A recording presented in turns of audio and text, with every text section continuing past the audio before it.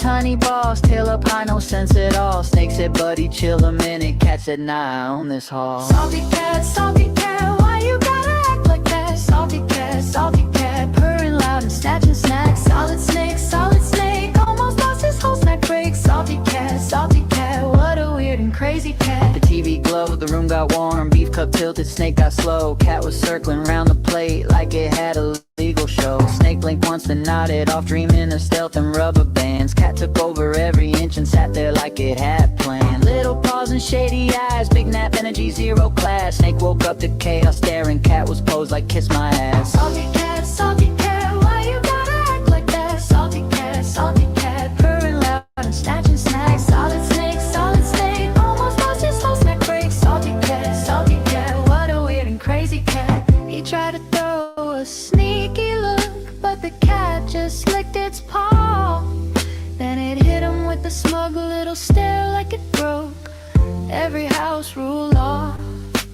Snake said, this is getting wild. Cat said, meal, then claimed the remote. One beef sip, one deep sleep, and now the cat's the one who wrote the note. Salty cat, why you gotta act like that? Salty cat, purring loud and snatching snacks. Solid snake, lost the battle for a snack break. Salty cat, what a weird and crazy cat. He wanted peace, he got a purr, and one bad cat ran the room for sure.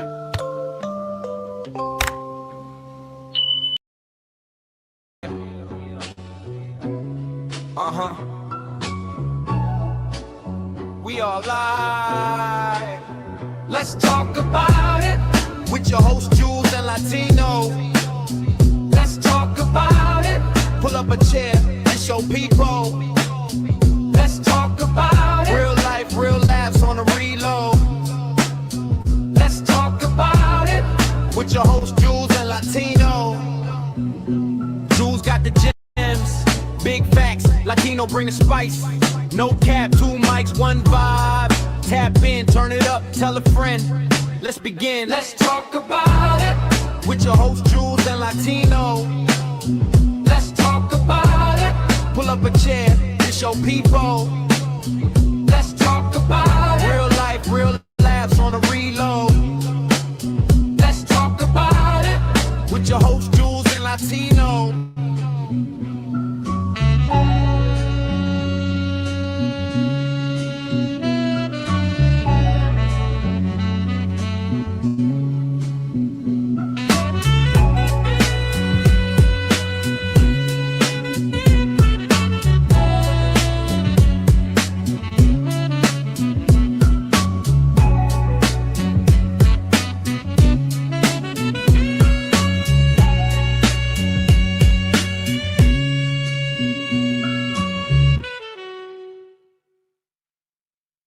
Whatever the fuck you want to say don't mean I gotta listen to it and not stop talking because you want to talk.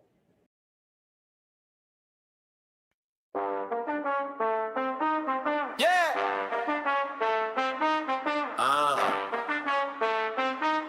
We are. Let's talk about it. With your host Jules and Latino. Talk about it. Pull up a chair, this your people. Talk about it. Real life, real laughs on the reload. Talk about it. With your host Jules and Latino. Jules got the gems, big facts. Latino bring the spice. No cap, 2 mics, 1 vibe. Tap in, turn it up, tell a friend. Let's begin. Let's talk about it. With your host Jules and Latino. Talk about it. Pull up a chair, this your people. Talk about it. Real life, real laughs on the reload. Talk about it. With your host Jules and Latino. Jules and Latino. Jules and Latino. Come on, Latino, you gotta stop supporting this shit, OG.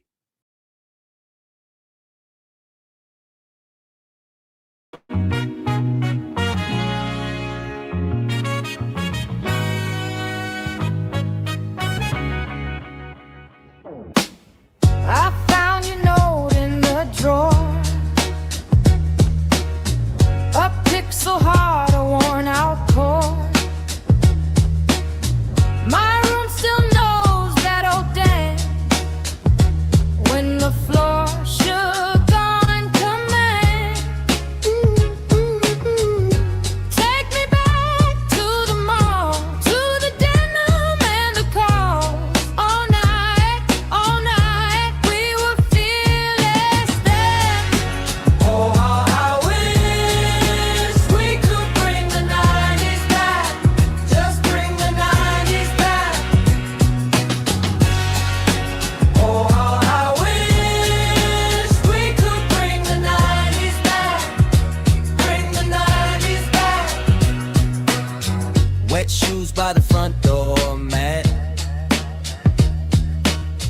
New kids spinning on a stack.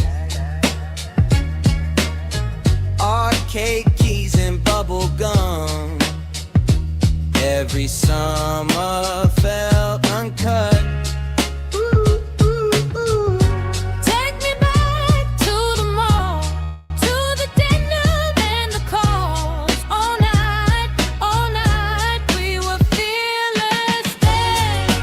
Oh, I wish we could bring the 90s back. Just bring the 90s back.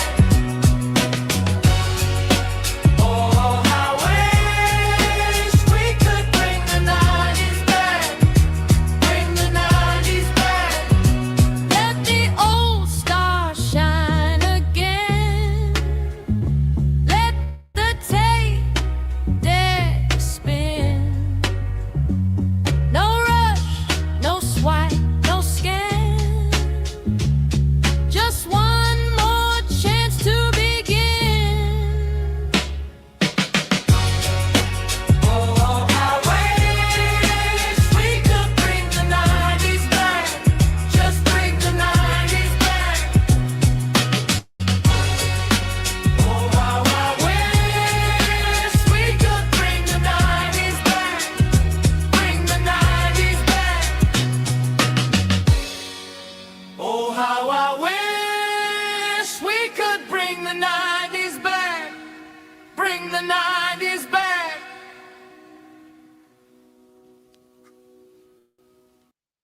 Good morning, good afternoon, wherever you reside. This is Let's Talk About It with your host, Latino. How you doing, real life clips, man? Nice to digitally meet you, I guess. Today we'll be talking about Lawrence, Massachusetts, and why Lawrence, Massachusetts, because I've been asked this question a couple of times on here. Why don't you live amongst your people? And at least I could be honest and say, hell to the no. And, I love my people. They're vibrant, lovely, colorful. You can have a great time with these individuals, in a group setting. You can party until crack of dawn and, everybody be on the way like nothing ever happened and do it again all over again next weekend, right? Fine, peachy and dandy. But me personally, living amongst them, having them run my government in every aspect, thank you. I appreciate that. Every aspect of that, hell to the no. And people may say, oh, you kind of want to pull that race card. No. I give credit where credit is due. I love Sony. Sony's a great company, right? But the Japanese, these motherfuckers know what they're doing when it comes to making these digital gadgets and shit. So we entrust in these people to make Hondas, Toyotas, shit like that. They're dependable. You understand where I'm going with this, right? Like dependability is something that really matters to me. So I can't depend on my people. Just saying. Is DR better than Haiti? Sure. Is DR better than most countries in the Caribbean? Sure. That could be argued. But here in the US, nah. I got a problem with that. And we tried this many times, and many times we keep getting the same MO. I'm from Massachusetts, but there is a lovely little town called Lawrence. What's up, man? Yeah, it's actual reality, man. I'm good, bro. Give me an old white man or some shit, or you give me a matter of fact. Fuck the old white man. These boomers be pissing me off sometimes. Give me between the age of like 30, 35, 36, 37-ish. You know what I'm saying? Somebody well, educated in the sense of like, the economy and shit like that, right? Somebody like that, because at the end of the day, that's what government is. It's a business, and people don't want to see it for what it is. but it is an enterprise. Just saying. But I am going to be talking about, the great city of Lawrence, Massachusetts. So here we go. Lawrence is just lit. We got beautiful women. We got good food. Yeah. There's a lot of hot Dominican mamacitas out there, but I couldn't do it, bro. I couldn't do it, man. Like, just imagine, like, working all week, bro, and then like you got to go home on a Friday and Saturday and even Sunday. It's just boom, boom, boom, music all day. I couldn't do it, man. Like, then you call the police, and then you a snitch, and it's like, nah, man. So I'd rather avoid all that nonsense, man. You get what I'm saying? It's always, dude. Summertime come out, the grill out every day. It's like these motherfuckers. It's like the FBA is the same shit. The same behaviors. It's just different language, different culture.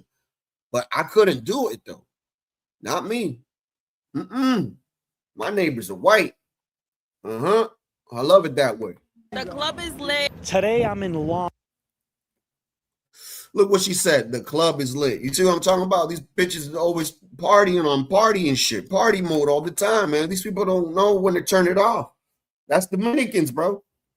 I can't live amongst that shit. I got 2 girls. 2 baby girls, man.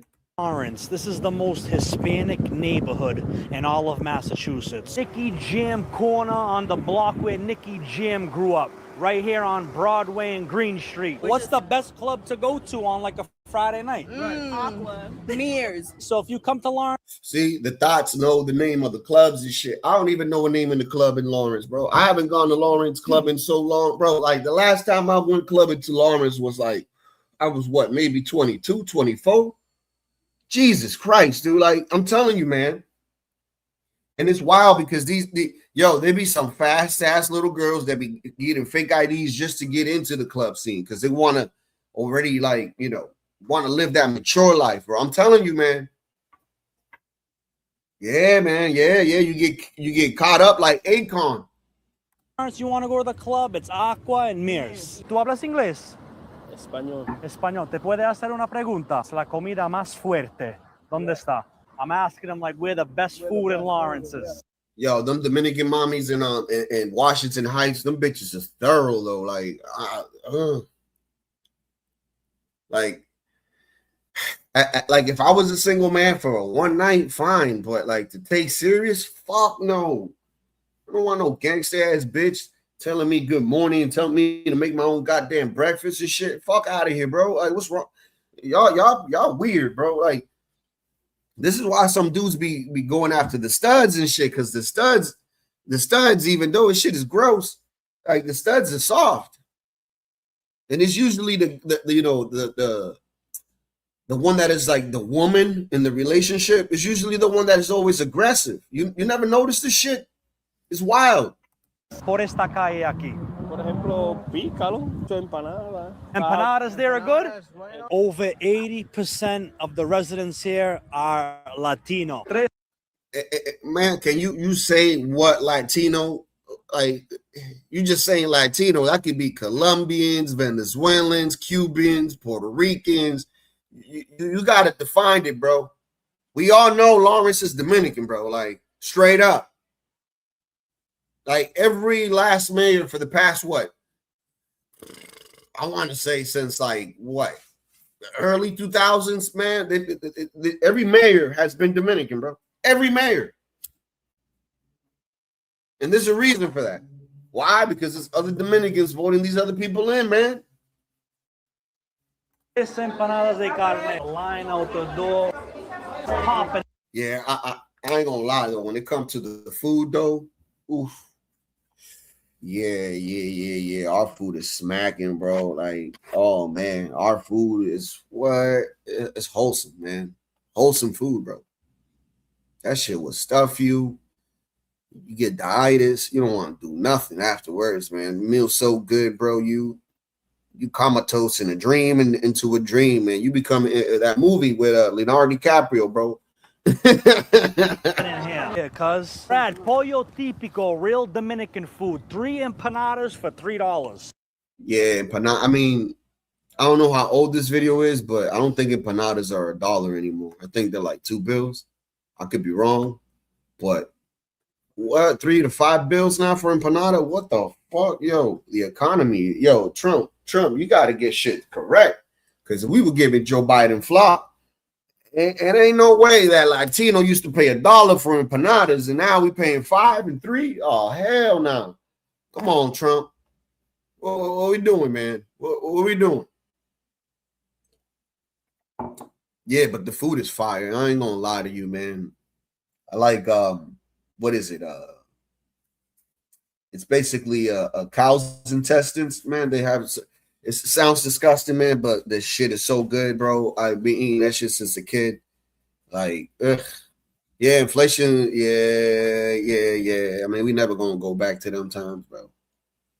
I mean, there's a lot of factors to that. I mean, we would have to do a whole stream on that. Like, there's so many factors to that, bro. Like, and I would have to blame it on saturation.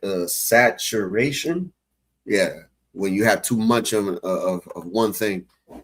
Yeah, that I kind of blame that for being the majority of the problem when it comes to the economy, bro. I feel like I'm in Santiago, for real. This is really incredible. I feel like I'm in downtown Bani. I feel like I'm in Disneyland. There's people everywhere. It's like you come here on a Sunday, it's like a get-together to do laundry. It's like 1,000 dryers, 1,000 washing machines. Hurry up, gringo. Aceptamos EBT. We just got that coconut water, real deal with the pulp in it. Dominican softball Sunday. You should go see a doctor, man. That's my best advice. What up, brother? I'm not a doctor, small and a mango slush from the stand. We're outside in the streets with it. Let's see how it tastes. That's the best coconut slush I've ever had. Lawrence is Yeah, I don't know, buddy. You're gonna have to talk to a doctor about that one, dude. I'm not a respectfully. You know. Pick up your palette knife and then work that into your meat. Give your meat a good old rub. That's it. Nice and hot. Hot and spicy meat. Yeah, boy.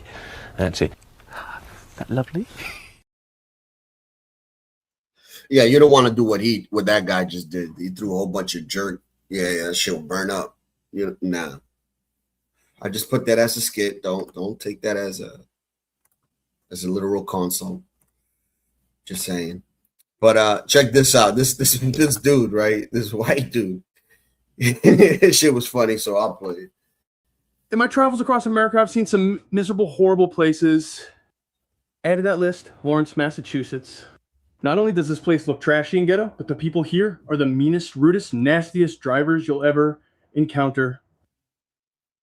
In my travels, and he ain't lying, because I've always said to myself, if you could drive in the Dominican Republic, oh man, you could drive anywhere. It's like driving in India. If you could drive in India, you could drive anywhere. It's kind of the same thing. Even though we got traffic lights and shit, it's just most of the people are just so ignorant that they don't even follow rules, bro. You get what I'm saying? But now, there's been, citizens and shit that kind of enforce it with the bikers and shit. Well, they'll, grab the biker and push him back to the line of where he's supposed to stop. Shit is hilarious. A bunch of videos like that. And then they start hitting him on top of the helmet. Yeah, so they can stop breaking the law, man. Because it's like, dude, we're trying to be a society here, and y'all keep fucking breaking rules and shit. The simple rules, like stopping at a goddamn red light. Like, come on, man. And the stop sign is a suggestion for these people, bro. It's like, come on, dude. It's clearly telling you, para. Like, come on, it's stop. It's the same shape and everything. And it's red too. It's amazing. But nah, man, it's a suggestion for them. So, they get hit, they get killed sometimes. And yeah, man, it's wild out there in DR. So I've always said, if you can make it in DR as a driver, oh, dude, you could drive anywhere. I've driven in DR a couple times, and to be honest, I don't like it. People are animals, bro. They cutting lanes and shit, no lights being put. Bro, it's wild shit, dude. Like, I'll tell you a story before I get into this whole Lawrence fiasco. Dude, my freaking uncle, bro. I guess he didn't want to wait, dude. And my dad was with him. And thank God I wasn't with him, but my dad was telling me the story. And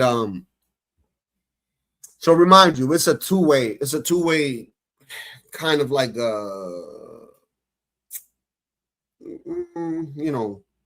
highway, you could say, right? Because it is a route, right? So a route, basically, right?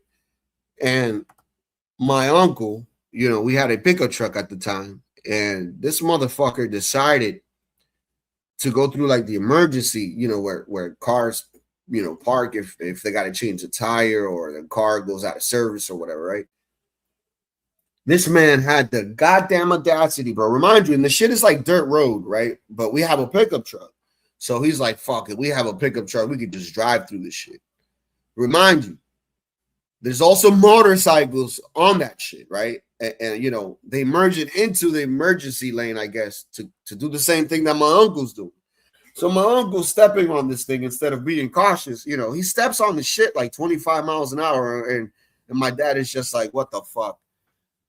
A guy merges into the emergency lane with his bike and boom, he hits his ass. He knocks him out cold, bro.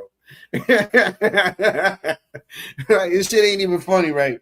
But like, he knocks him out. He puts the bike in the back of the truck, the pickup truck. The guy is like unconscious and shit, right? they basically leave some money with the guy and just drop him off at the hospital, bro. Like, that's the end of the story. But shit is wild, man. Like, if you was to do that shit here, bro, your ass go to prison, man. Like, no doubt. And this is what I'm saying. That's what Lawrence has become. Lawrence is a jungle out here, bro. Like, it really is a jungle, bro. Like, oh, I got stories, man. And this ain't nothing new under the sun. You know what I'm saying? We're going to take it back to the 80s over here, so bear with me. We're going to take it back to the 80s, man. Yeah, that's what Lauren has become, man. It's like, come on, man. It's some bullshit. Tonight on Chronicle. Hey, put that down. An uphill battle in Lawrence. Heroin right now. Heroin is as bad, if not as worse as I've ever seen it. I've often made the remark that it would be easier for us as investigators to find out who's not using cocaine versus who's using it. But now a new weapon, confiscating welfare cards. Is it legal? This is not Poland, This is not Cuba. It is Lawrence, Massachusetts, where the streets are under siege. Next on Chronicle. That's crazy, bro. You hearing this? And I mean, dude, like, this should be the rule. This should be the standard. These white folks, right? The cops and shit, they're like, wait a minute, we need to take measures to our own hands. So what? Oh man, this is brilliant. So they decide to take away these motherfuckers' EBT cards and shit like that if they get caught up with drugs. Because it's like, to them, it's like, yo, wait a minute. You using this EBT because you're in need, but motherfucker, you chilling selling drugs. So they were just taking people's fucking EBTs away. This is in 1989. Ooh, I was only 1 year old.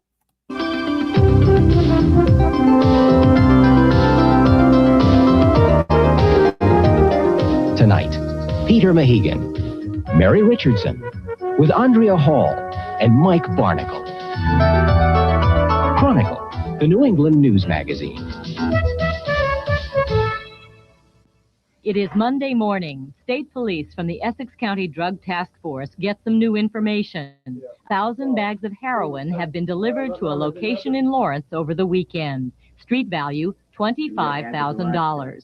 An informer makes a buy. A search warrant is prepared. It is all in a day's work. Team 1, Cooper Walsh, DeSantis, Rivet, and Coffey are going to go to the first floor, front door.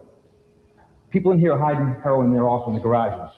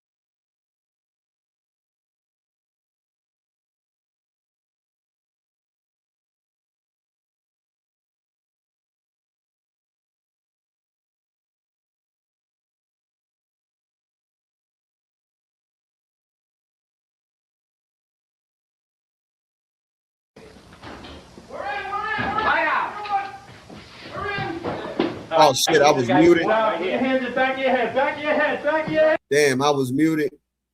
Damn, my bad. I was saying that, you know, the drug game is not the same anymore. There used to be a lot of Dominicans that I knew back in the day that, you know, that slang. And unfortunately, you know, the game has changed. That shit is dying. So they had to adapt to normal life. So what are they doing today, you may ask? Most of them are truck drivers. Most of them are truck drivers. Most of them are truck drivers. Policía! Policía! Down. If you are busted for drugs in Lawrence, Massachusetts, you may spend the night in jail. You may even be convicted 3 or 4 months down the road. But the mayor of Lawrence has armed his police with a new weapon. Now you may even have your welfare card. See, that mayor right there, that was a white mayor, bro. Different mayor. Back then, it was a different time. But you got to understand, these Dominicans, bro, they just kept coming to Lawrence through years and years and years to the point where, like, what was it? Maybe the late 90s or even fucking early 2000s, bro. That's when they started taking over in politics out there, bro, in Lawrence. I'm telling you, man. It's crazy, bro. You go to Lawrence, bro, and, like, if you drive through Lawrence, bro, like, and you drive through, like, where the industrial was at, you know, most of that shit right now is probably condos and stuff like that. But compared to what it was, 15, 20 years ago, that shit looked like crap. And it still kind of looks like crap, to be honest. Like, they could do better. But it's like a slow moving process, man. At least here in Brockton, like, not where I live. I don't live in Brockton, but here in Brockton, like right next to where Brockton is, right? There's parts of Brockton that when I went 20 years ago, this shit looked like fucking Detroit. No offense, Nate. No offense. But damn, man, it's like, yo, I drove from Boston to Brockton and it looked like I went back 30 years or some shit. It don't look like that no more. But I still feel the same way when I go to Lawrence for some reason. I don't know why. It's like, you know, a lot of people put Dominicans in a high, you know, pinnacle compared to other people, right? But not me, man. It's like, I try to explain to y'all, that's not all Dominican. There's a lot of trashy Dominicans out here, bro. Like, straight up, man. We had, what was it? The one mayor in 2007, I believe. I can't remember his fucking name. But, yo, this dude had a whole, basically a money grab on what was it? On fucking, on cars, right? Basically the cars that, you know, that the police, you know, no longer used anymore. They will put them in auctions and sell them for, right? They'll take the stickers away, whatever police you know, work they put into it, right? They'll take that shit away and then they'll sell it in the street and you can buy these cars for cheap, right?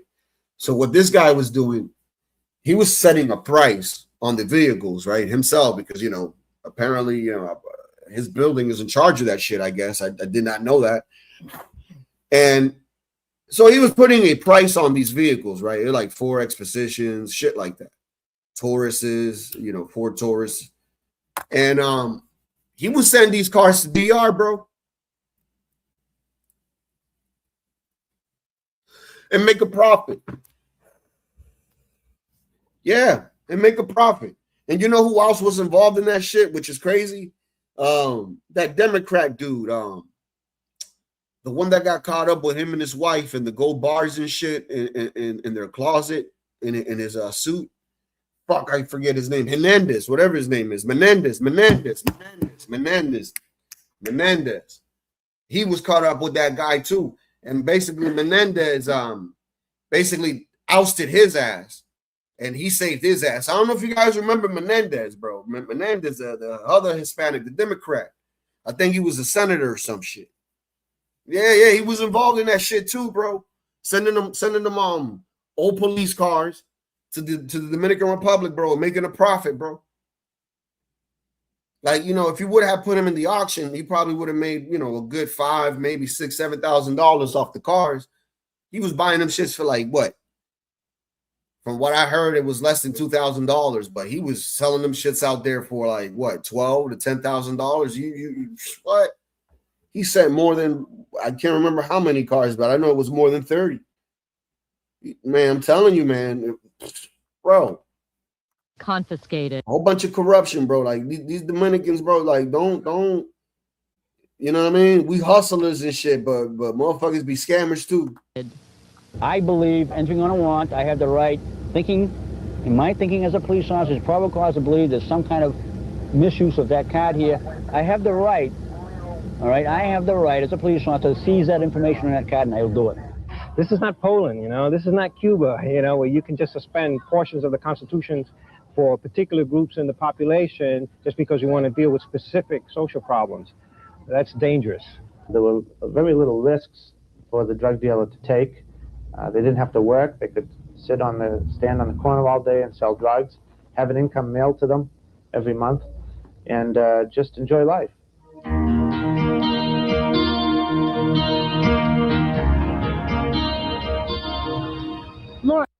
Lawrence, bro. Go to Lawrence. You're going to find them there. You're going to find them there. I'm pretty sure. And listen, Bobby, you go to Lawrence to the club, bro. Just beware. Over here in Massachusetts, we have a saying: if you go to Lawrence, just make sure you strap it up. Just make sure you strap it up. Just make sure you strap it up. Because I had to Google something, you know, and apparently that whole notion of, you know, strapping it up when you go to Lawrence to have fun, kind of goes out the window, because apparently it's Boston that has the most HIV and AIDS positive. I think it's like less than 6,000. Yeah. So it's not really that many in Lawrence. I don't know where people get that information, but still, it's possible. So just still wrap it up. Just wrap it up when you go to Lawrence. I mean, not all of them, dude. Not all of them, man. Not all of them, but that's where you would go if you want to find Dominicans in Massachusetts. Definitely Lawrence. Definitely Lawrence. I mean, we used to, you know, back in the what was it? I want to say 90s and 80s. No, 90s and 90s, early 2000s. The blacks and the Dominicans used to run Jamaica Plain. It used to be blacks and Dominicans. That's what it was. And then all of a sudden, the fucking, you know, the liberals and the LGBTQ community came up there. And then, you know, property value went up, and most of the Dominicans just went to the next town over, which is Hyde Park. And that's how it went. But it's interesting because most of the Dominicans in Boston come from a place in the Dominican Republic called Bani, which is not too far away from the capital of Santo Domingo. But the majority of people in Lawrence come from the Cibao, which is a whole different part of the Dominican Republic, which is not close to the city. And it's interesting because each of these people have interesting, you know, behaviors, right? You could say, right? Like, and this is the thing a lot of people don't know. We Dominicans, like, we love each other, but we still, like, if you're from a certain place in DR, like, we don't have too much hate towards the people in Cibao, but we might have a little bit of towards the people in Bani, because these people move weird, bro. Even though I fuck with some Banilejos and shit, but like they're just weird people, bro. These people are willing to rob their family type of shit, and like I can't fuck with that type of shit. Like, if you're willing to do that to your family, then how you see me? You get what I'm saying? So that's how I see those people. They don't got no the family value type of shit with them is out of whack. But the Cibaeños is a different story. Like, when it comes to the richest drug dealers in the Dominican Republic, those are the two places right there, Cibao and the Banilejos, bro. Like, top notch. Motherfuckers got money up the ass, dude. I'm talking about the dudes that came here to hustle in the 80s and 90s. Oh, man, what? They ain't got to move a finger, bro. They straight right now, bro. They ain't like these stupid ass Mexicans that, you know, that don't know when to give it up. These people have been throwing money, stacking it up, and waiting for that moment to happen. It's like, yo, this is my time to retire. I did my 10 years in prison. I got my money waiting for me at home. These Mexicans don't think like that. It's different, bro. Like, yo, you know how many cartel leaders are still alive in DR, free right now because they did their prison time and still got their money? It's wild, bro. I got to do a whole stream on that because, like, there is a difference, bro. Like, I think I mentioned this shit before in the past. Like, these Mexicans don't know when to give it up. They just want to keep going and going and going and going. And they got it all, bro. And it's like, dude, like, you got to know when to quit. But let's get back to this whole Lawrence shit. Lawrence has always attracted immigrants. Today, most are Hispanic. The city is small, barely 7 square miles. But residents here are grappling with big city problems. Nearly 20% of the population is on welfare. Since the mills closed 4 decades ago, Lawrence... I missed that. Residents here are grappling with big city problems. Nearly 20% of the population is on welfare. 20% on welfare in Lawrence, right? 20%, right? So let's go to Gronk real quick. I wanna see what the percentage is right now. What's the percentage in Lawrence with people on welfare? Let's see. Let's see. It's thinking. It's thinking. It's thinking. Gronk is thinking, y'all. It's thinking now.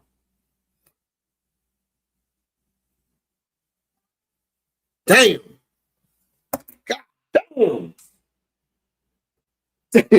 Damn. I'm sorry for being loud, but damn, no. No. Wait. Wait. Oh my Lord. No. If I No. Wait.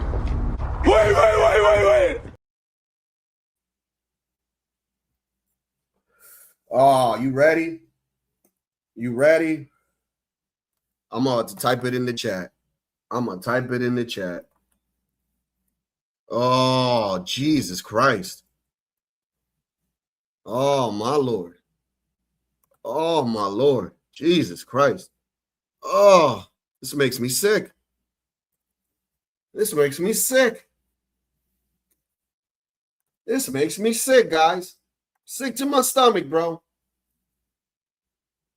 Sick to my stomach.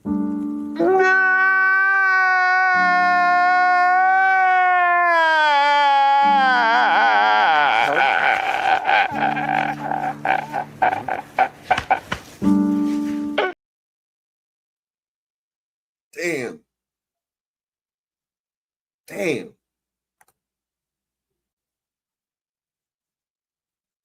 Oh, this video's from 1989. I was only 1 year old. I was only one, Stanley. I was only one. Yeah, that is bad, Bobby. That's more than doubled. That's more than doubled, bro. More than fucking doubled, bro. Amazing. And then y'all tell me, oh, Latino, why don't you live amongst your people? This is why. This is why. Man, let me mute up and let me look up where I live. Let me look up where I live.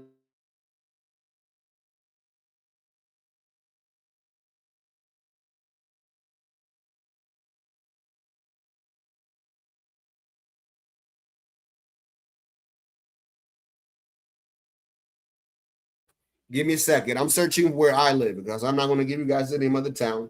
Yep. Seems about right. Yeah, I feel good about myself. My way, baby. Yeah. You know, we picked the right town. Less than 7%, baby. Yeah. It's amazing. God damn. 41% Dominicans. Come on, man. This is not good. This is not good. This is not good, man. This is not good. Since the mills closed 4 decades ago, Lawrence has been unable to pull itself out of an economic nosedive. Yeah, but the mills have closed for a while now. Like, those mills have been closed for a while. Like, those mills, dude, like, we're talking about what, 1930s, 20s, dude, all the way to what, maybe late 60s. Like, that's when that shit was thriving, dude. Like, this is 1989. I'm just saying, like, based off the historical shit that I know of Massachusetts, like what it was, Lynn, Lawrence, what is it, Merrimack? All these places were like industrial. Like, and that shit has just been dying through the years, dude. Yo, fun fact. The whole one isn't the whole ones and zeros thing from the, like, you know, the whole mindset of that shit, where it came from, actually, I think from, was it Lawrence or Lynn? One of the two, from one of the mills, because it basically did a pattern of like ones and twos to make cloths. Like, you get what I'm saying? Ones and zeros, I guess. Some shit like that. So that's where they got the whole idea for computers, which is crazy. A soaring drug problem has been the result. Is it getting any better at all? Is it worse? Heroin right now. I'm sorry to hear that, dude. Is as bad, if not as worse as I've ever seen it. And I went in the drug unit in 1971. In a recent case, we got $30,000 out of behind a molding that's been screwed in. The heroin can be anywhere from the floor to the ceiling, in clothing. What is it? Package here. Yeah. Is what we commonly see on Red Eagle bags. Heroin. Heroin, yeah. Okay, it was tied up in a knot and stuffed in the sleeve of this quarter. Check the clothes. You learn to look everywhere. You really have to. Like I say, here's a barrel, had a ring on the top and a cover. They just stash it anywhere and everything. All of the heroin we got, every bit of it comes from. You want to know what's wild? Like, I know that this is like off topic, but what I find interesting is that, you know, back in the old days, heroin and cocaine was available to everybody. It was legal. The same thing with liquor, man. And then the government controls it. And then now the same shit that they allowed before, you get in trouble for now. It's amazing, bro. But yeah, let's continue. I would say 90% of the cocaine that arrives in Lawrence, maybe 95% is New York. From New York to Lawrence, from Lawrence standing out over southern New Hampshire. You get all classes, all types? All classes. Yo, to be honest with you, I don't feel wrong about this shit. I feel like if you're a criminal, you shouldn't be getting subsidized anything from the government. Like, fuck that. Like, I'm sorry. And we can sit here and say, yeah, but it's difficult for that person because nobody wants to hire him because he went to prison. Well, he or she should have never gone to prison. And if they're innocent, then they can try to clear their innocence. And if they can't, then oh well. I mean, sometimes life is fucked up. Don't put yourself in fucking sticky predicaments. I'm just saying, man. Like I don't understand why this is difficult for some people, bro. Oh, that's not right. Oh, you gotta have. Like, man, shut up. All businessmen, executives, salesmen, factory workers, construction workers. Men and women? Men and women, yes. Lawrence is a magnet. Lately, it is the mayor's unprecedented anti-drug policy that is attracting national attention. What's the message you're trying to send to people about Lawrence? Come to Lawrence to work, to educate yourself. I'm guessing this is the mayor. Yeah, they stopped looking like that a long time ago. I can tell you that. Me no black, baby. Me no black. They stopped looking like that a long time ago, man. Oh, yeah, Lawrence. Oh. And to bring your children up in peace don't come here to break the law. But some say it is the mayor who is breaking the law. A case now pending in federal court in Boston is testing the Yeah, but see, you proving my point, man. 41% of these motherfuckers on welfare, so it should tell you, bro. But these motherfuckers got time to be clubbing and all that shit, man, partying and dancing. Like, come on, man. Like, it's crazy to me, man. And I hate that partying shit, bro. Don't get me wrong.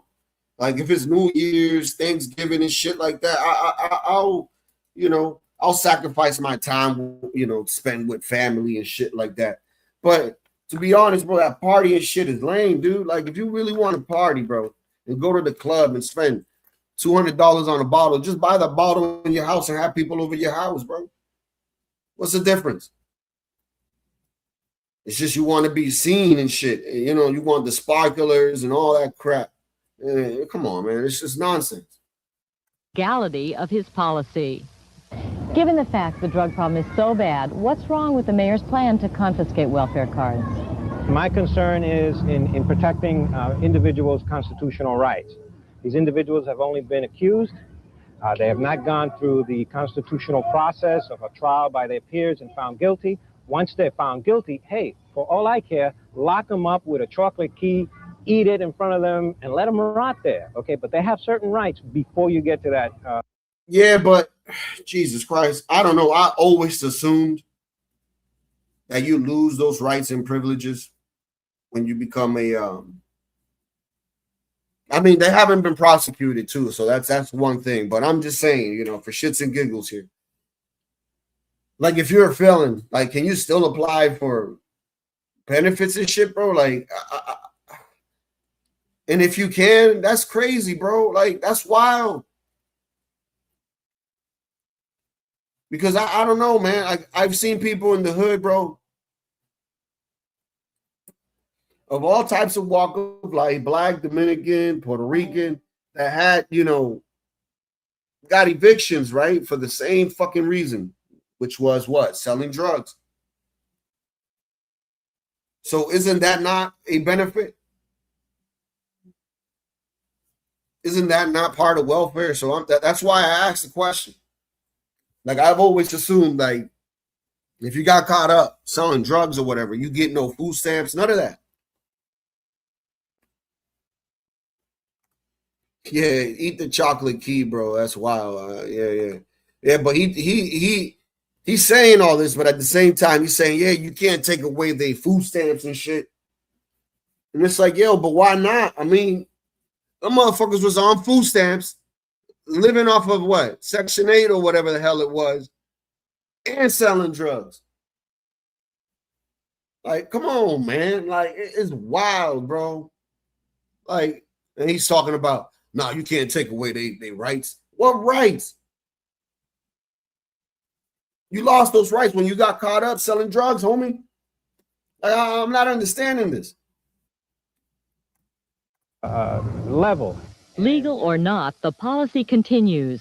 Since January of 1989, 160 cards have been confiscated, 52 during drug arrests, 86 for other felonies. Have you made some mistakes? Man, to me, it sounds like these motherfuckers right here, these white people, bro, they tried to fix up this community, man. And they were losing grasps. And what ended up happening was this is what white people did right here, you know, to themselves out of Lawrence.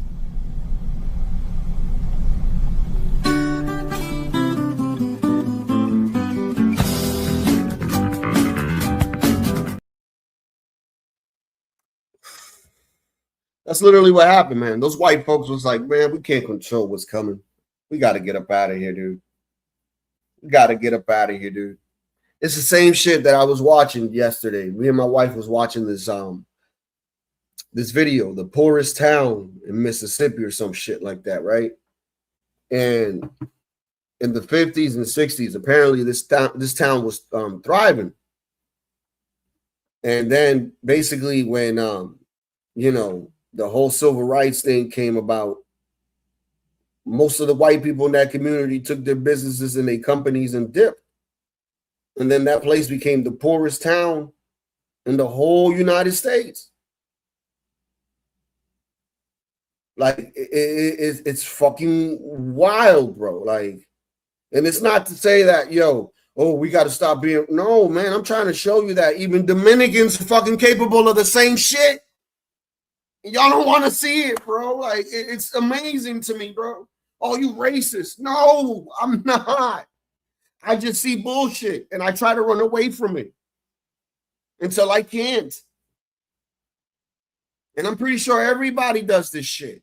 It's not nothing new under the sun, y'all. Like, come on, man. This is wild. This is amazing, bro. In the people whose cards you've taken away?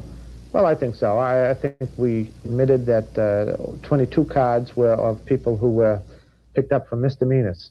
But the fact is that our policy is geared towards a population that's selling drugs or victimizing people to increase their income at someone else's expense while claiming complete poverty. You know, the mayor has this policy now of when suspected drug dealers, the police come in and take their welfare cards away from them because they're suspected of dealing drugs. What do you think of that? Is that a good idea? Before she speaks, I'm a little bit confused. I don't know. She might not even be Dominican, but let's see. That's a good idea. So we want to Yeah, never mind. She is Dominican. I was wrong. Yeah, I think it's a good idea. I think it's a good idea. I think take away. You see, but you hear the Dominican lady. Even the Dominican lady saying, yeah, we should take away their benefits too. The Dominican lady agreeing with Latino. That's probably my aunt. That's Aunt Latina. That's Aunt Latina right there, man. Shout out to Aunt Latina, man. She agreeing with me and everything. Look at that, man. Shout out to her, bro. She need a round of applause. Shout out to her.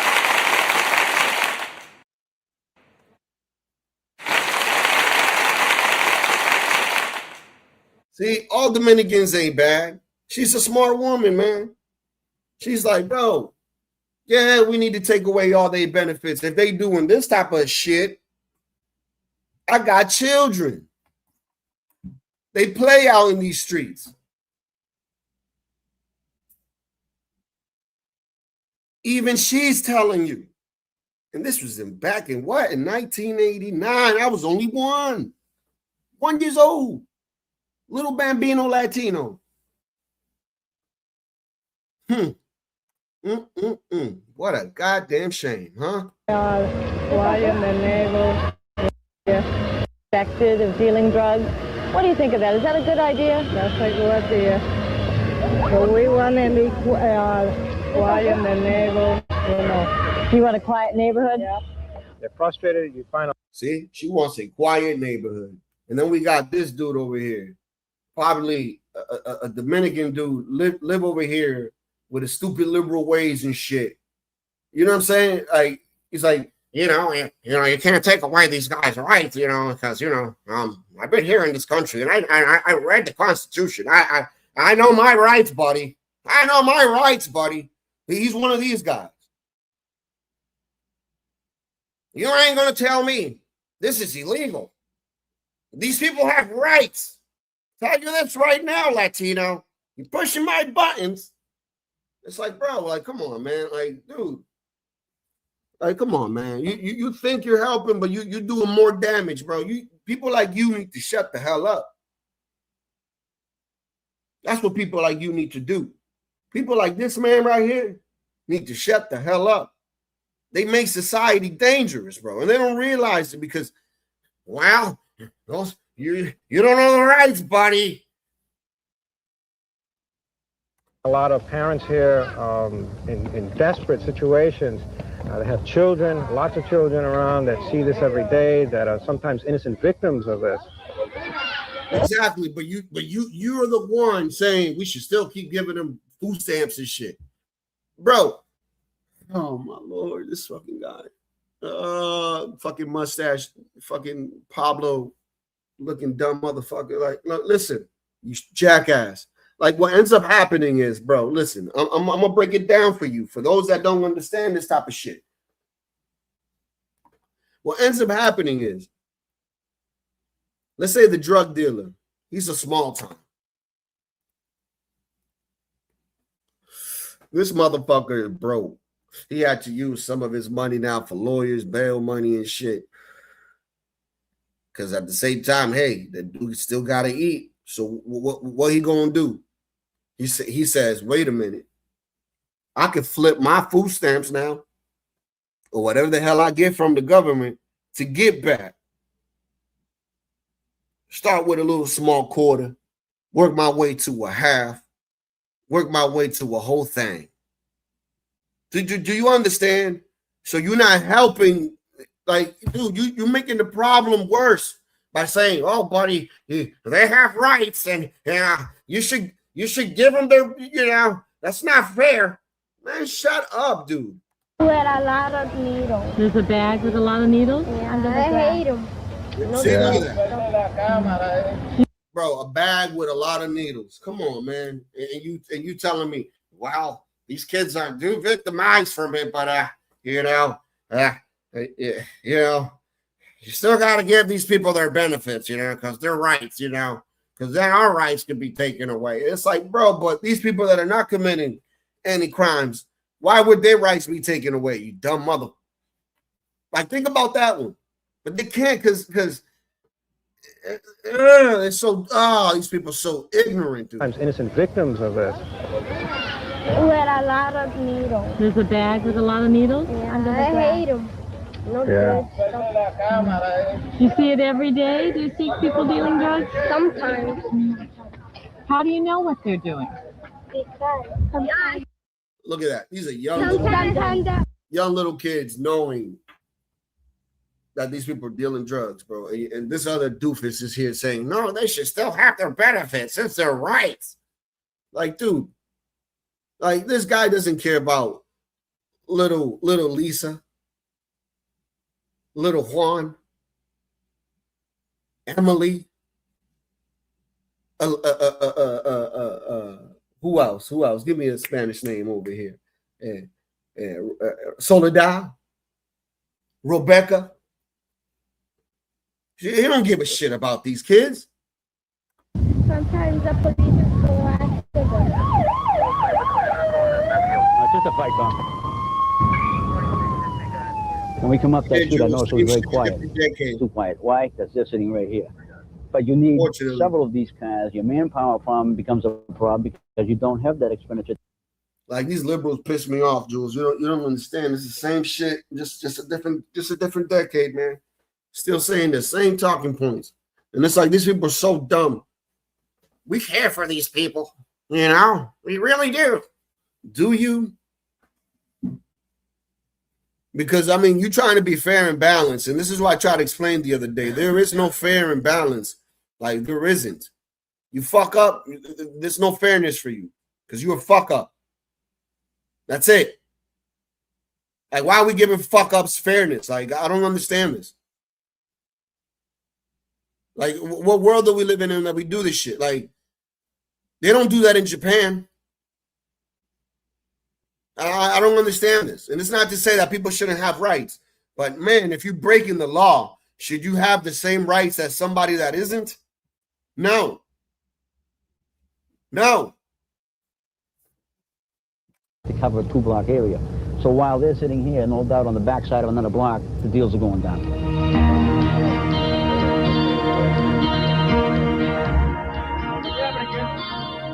I've often made the remark that it would be easier for us. Look at that white lady. Deals are going down. Look at that white lady. Look at that white lady. She's like, help me.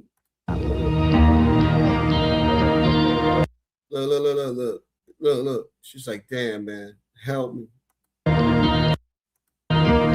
Free us from these Dominicans.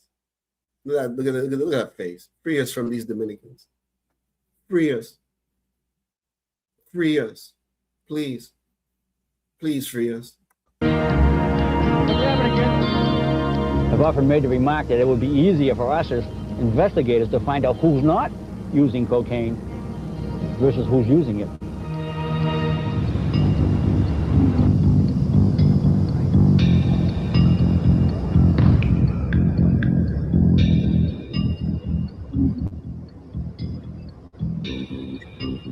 Free us from Hector.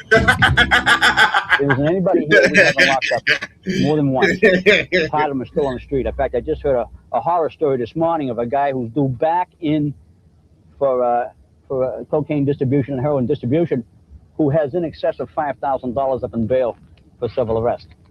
And it's terrible. There's your brand new school, built with state and federal funds and city funds.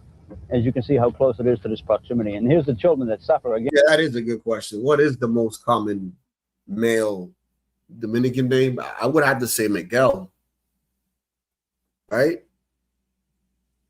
Or Jose. Miguel, Jose.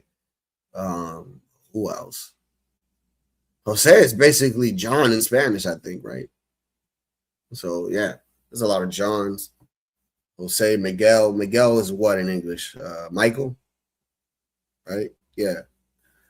So there's a lot of Miguels and Jose's, which is John and Michael. So there's a lot of Johns and Michaels out there. Standing on the sidewalk here. 48 hours later, the drug task force stormed this very house. Hey! Police department! Yeah, come in!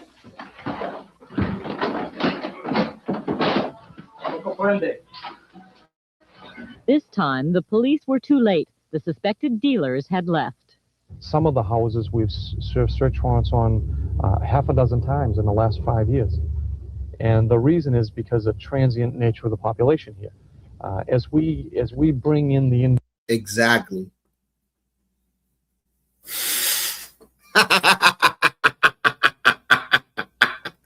And it repeats itself, dog. Like, God damn. Individuals, they're held on minimal bail because of lack of prison space. And yeah, lack of prison space because there's too many of them getting fucking locked up. So what ends up happening is that the ones for the, the little petty crimes, they will let them go, even if they have, compared to somebody with big drugs and little drugs, they'll let the little drug go. You know what I'm saying? Yeah, because they can't keep them all in there. It's fucking wild, bro. And I'm pretty sure this was never an issue. Because listen, if they had a prison, right, wherever their prison is located, which I think is probably Merrimack. I'm probably wrong. But if it is there, right, at the time, the prison was set for a certain amount of people, right? That's because, the amount of crimes at that time was set for the, the size of that prison. But until these Dominicans came into that neighborhood, ooh, brother. what happens oftentimes is these people will then immediately go back to New York City, and someone else will take their place, and it's sort of like a revolving door.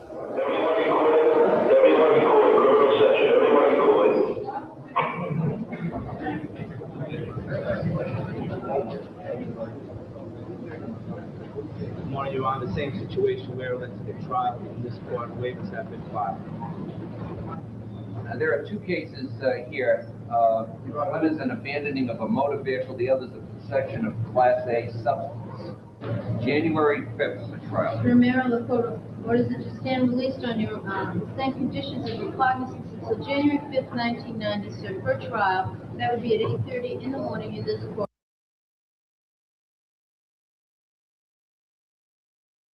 Listen, if you go to the Lawrence court right now, I guarantee you it don't look like this no more.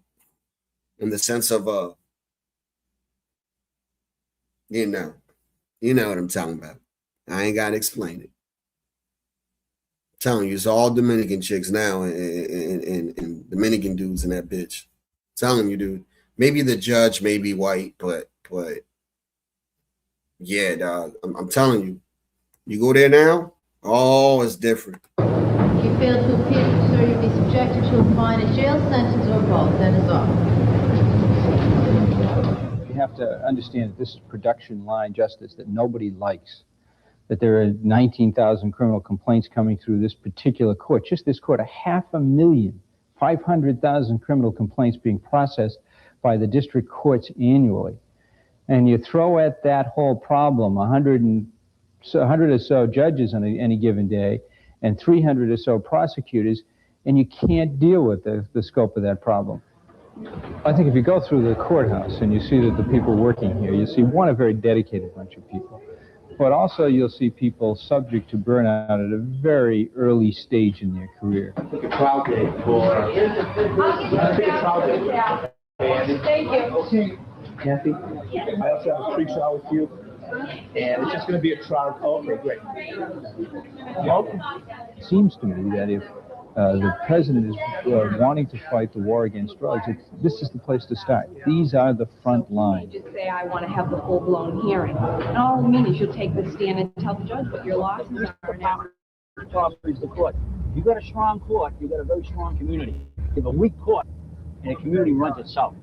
We are not being backed by the courts to the point we should. And I think the public should start to get upset about it. Because when the public screams,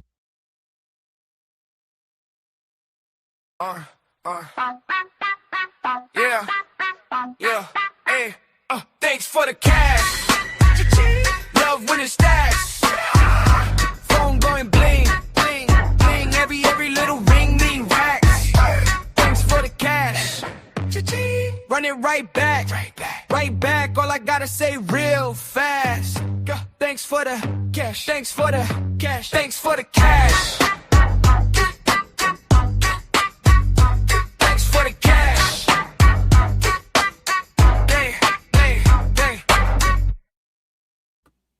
Thanks, man. I appreciate the support. Beacon Hill listens. When the cops scream, we're crying. Oh, I'm sorry. There is a date here. November 22nd. Thank you. Well, I think one of the problems in the system as we see it today is that if you were arrested this morning and you were to be arraigned this morning downstairs in the Lawrence District Court, the next event that would cause you to come back to court would be 3 months from this date. Well, this matter was on for yesterday at 2 p.m. Warrant was issued, but the warrant was withheld. At this point, we are elected to take a trial in this court. Respectfully request December 27th. Compliance on my discovery motion for trial. Walter Busta. Without being redundant, Your Honor, again, the same situation. Waivers have been filed. Respectfully requesting January 12th for trial. It's not at all the justice system people think exists, and they should be aware of it. I mean, it's a crumbling system, and it's a system that's crumbling all across the state and really all across the Northeast in the larger urban settings. What you need is an entire system. You need... Yeah, man, you guys tried to save the shit, but nobody was trying to listen, man. It's the same thing, man. We're trying to reverse all the stupidity now, but yeah, that's how things work, I guess. That probably was.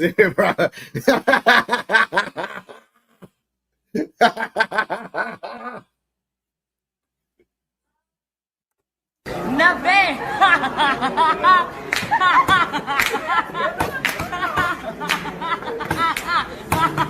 Nice. Yeah, that was funny. That was a good one. I gotta save that one. Police officers to be able to make the arrests, courts and judges and prosecutors to be able to process people appropriately and constitutionally, and you need prisons. Prisons and jails, there simply aren't enough. Those we do have are overcrowded. It is a condition that leads to chaos. In August of 1988, a prison riot at the Lawrence jail led to the destruction. Yo, Bobby, to this comment right here, only if he's mixed from a light-skinned and dark-skinned Dominican. Only.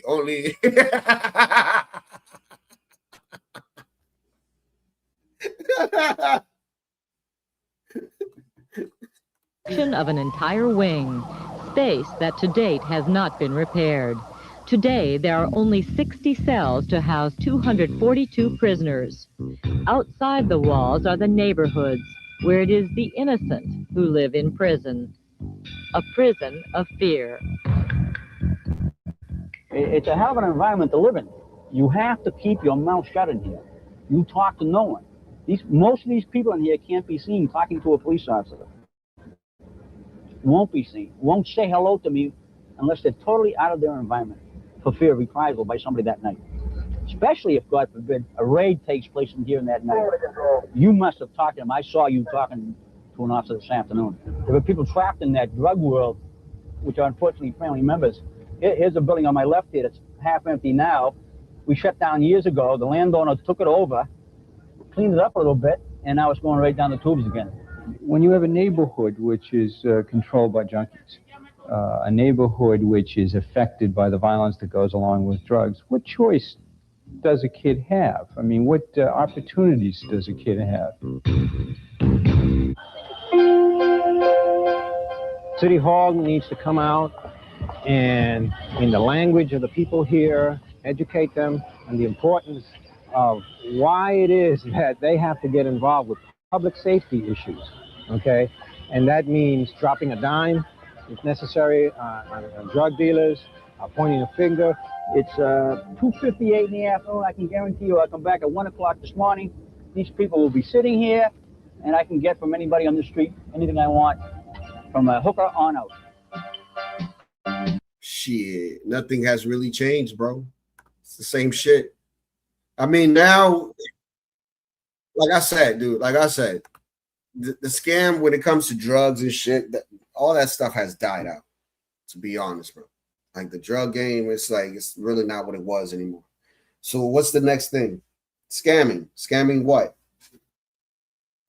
Credit cards, government. And I think that's where they at right now. I think this is fucking around with the government shit. Like I showed you guys the other day, the whole food stamp thing and how they buy buckets and shit and they fill it up with food stamp and then they sell it over there and then they make a profit. Like, dude, it's wild, bro. Y'all just looking at the Somalians and shit. Nah, man, these motherfuckers have been doing the same shit for decades, bro. Ain't nothing new under the sun, man. But let me play the. Actually, I had let's take a little quick commercial break, real quick. Let me play a funny clip real quick, and then we can get back into it. Saw this shit. This shit was hilarious. I ain't ever fighting no overly feminine gay nigga ever again, bro. Bro, so see you. All right, before I play this, this is definitely a are you stupid or dumb or what moment. Are you dumb, stupid, or dumb? Are you dumb, stupid, or dumb? Are you dumb, stupid, or dumb? Are you dumb, stupid, or dumb? Yeah. I ain't ever fighting no overly feminine gay nigga ever again, bro. Bro, so see, you be forgetting that even though the nigga still got grown man suckers. Bro, please tell me why bro guard was like these. Like he say, wet bitch. Look, I'm boss. So I know if I fight him like normally, I'ma fuck him up. So I say, okay, let's make it fun. I'ma get on your level, fuck nigga. I'ma get on your level. So I'm like, wet bitch. So now we both on some bullshit. Nigga come up to me with one of these right here. He say, bah, bah, bah, bah. Man, one of them motherfuckers hit my jaw so hard, I ate that motherfucker like, okay, bitch, caught that. So now I'm like, okay, I gotta get real on, bro. So now we both going in it. Man, bro beat the fuck out of me. Though. I ain't gonna count. I mean, that's what you get from fighting a gay dude. Still a dude. Thank you, Prometheus.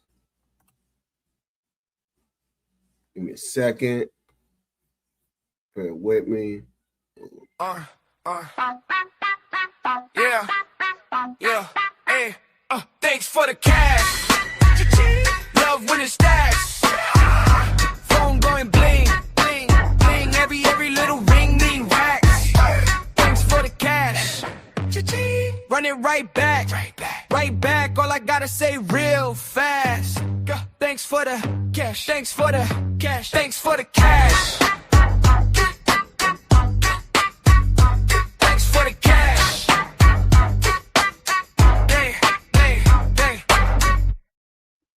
You know what? Run that shit back. Yeah, yeah, hey, thanks for the cash. Love when it stacks. Phone going bling, bling, bling. Every little ring mean racks. Thanks for the cash. Run it right back, right back. All I gotta say real fast. Thanks for the cash, thanks for the cash, thanks for the cash. Thanks for the cash. Dang, dang, dang.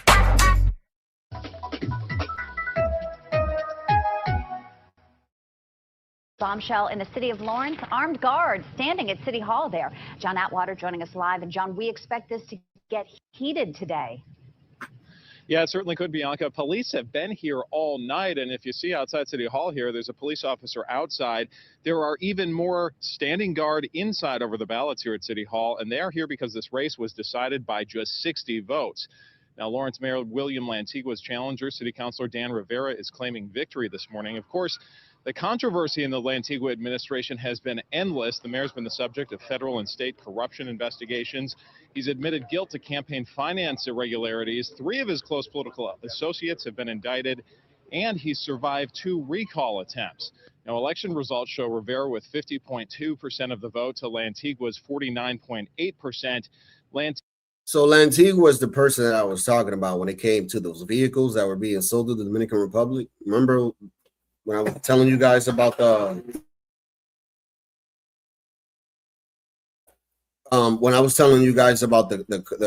the cars being sold to the Dominican Republic? You know, he was skipping the auction part, just basically buying them at a price. Yeah, that's this guy right here, William. Yes, that's that guy right there. This dude right there. That individual right there. They're both bald. Isn't that something? Antigua has not conceded the race, and it's not clear if there will be a recount later this morning. We are live in Lawrence this morning. John Atwater, WCVB News.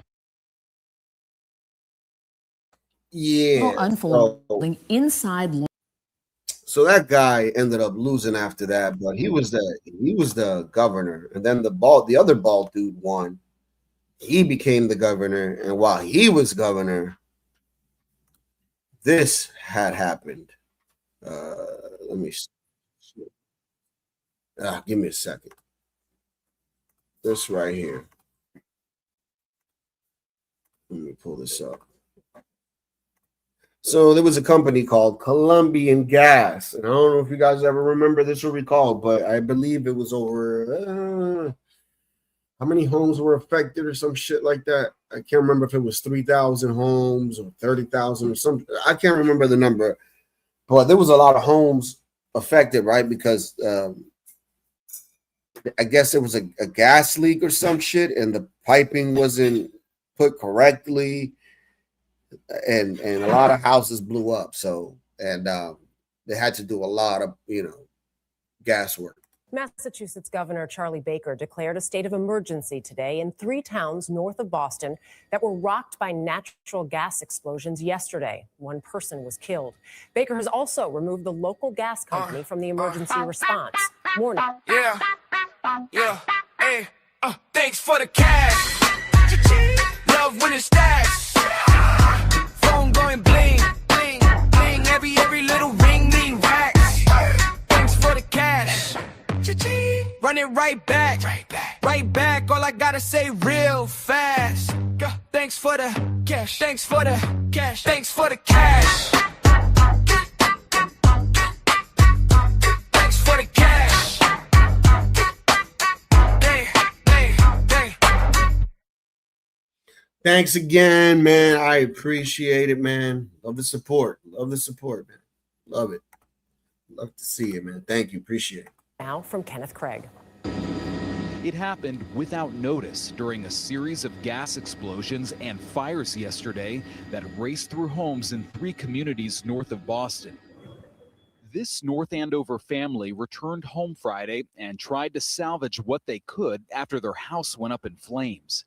Louise Buzzino lives next door and knew something was wrong when she heard a noise coming from her basement. And I knew right away that perhaps I should leave the house. I grabbed my cell phone, came out in the yard, turned my head, and saw that this house was on fire. In neighboring Lawrence, 18-year-old Lionel Rondon was killed when a chimney from an exploding home slammed into his car. At least 25 others were injured.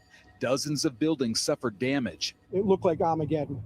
Investigators, led by the NTSB, are trying to figure out how a natural gas line to over 8,500 customers of Columbia overpressurized, leading to the explosions and fires.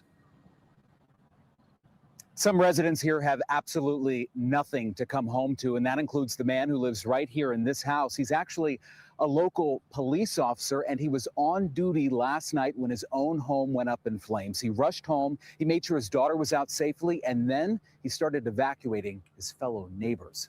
Dana. Kenneth, Craig, thank you. Yeah, man. So that Emergency happened north of Boston. So that happened under his watch. And yeah, that was a whole shit show. That took months and months to fix, and and millions upon millions of dollars, bro. I think Columbia Gas ended up losing the contract too, if I'm correct. Good afternoon.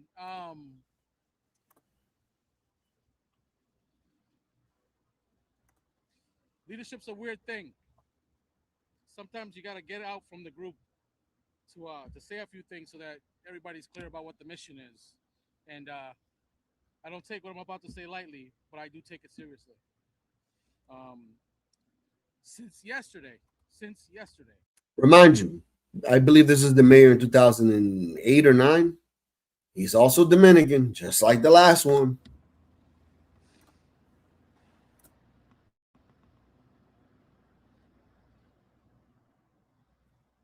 Oh. When we first got word of this incident. Oh, look at him trying to push his little tears out. You saw that? Look at that. Look at this man. Look at that. He's trying to push some tears out. Yo, look at that look. He's like, wait a minute. Are they looking at me trying to cry? Yo, these liberals, man. Yo, is that Vanta? Oh, that's diabolical. That's diabolical. That's diabolical. Oh my God! Wow! Damn, you said if that's Vanta. I don't say, what would you want to be in future? Stand up. Yes, you. Stand up. Stand up.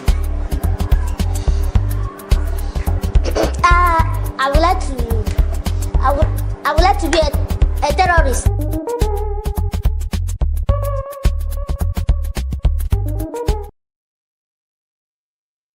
Yeah, that's a little Vanta right there. He'd like to be a terrorist with that all Allahu Akbar bullshit. When we first got word of this incident, the least informed and the last to act has been Columbia Gas. We have tried to no avail to give Columbia Gas the space and the traction, the time to effect a coherent plan that deals with the 3 biggest issues in front of us. A fundamental understanding of what happened and why, a basic plan to clear the dwellings and businesses of gas so as to get the lights back on across the area so as not to spend another night in darkness, and a plan to get people back in their homes and businesses as soon as possible in the safest way. 3 real clear things. I think we're about at hour 23 on this, and none of. And, let me add, man. People were on ease because, people thought to themselves, it's like, shit. If something like this could happen, like, are they really fixing the situation?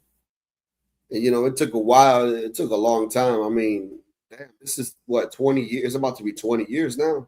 This is clear to anyone, at least no one that doesn't work for Columbia Gas. My fire and police chiefs both have sought answers that they have not been provided. We still, to this day, there's no 100% knowledge of what the total pressure was that was on those lines. An important thing, because if it was 1,000 pounds of pressure, everything is compromised. If it was 40 pounds of pressure, maybe not everything is compromised. You know, bro, he got blocked for this interview, bro, because everybody's like, yo, what the fuck is this man talking about? Like, that shit should have never happened, period. So for him to even state, oh, if it was this, it would have been horrible. If it was this, it would have been less. Like, nobody want to hear that shit when they lost their home, dude. Like, nobody wants to hear that shit. Respectfully, bro. Like this, yo, bro, he got blocked for that. That's why he ended up losing.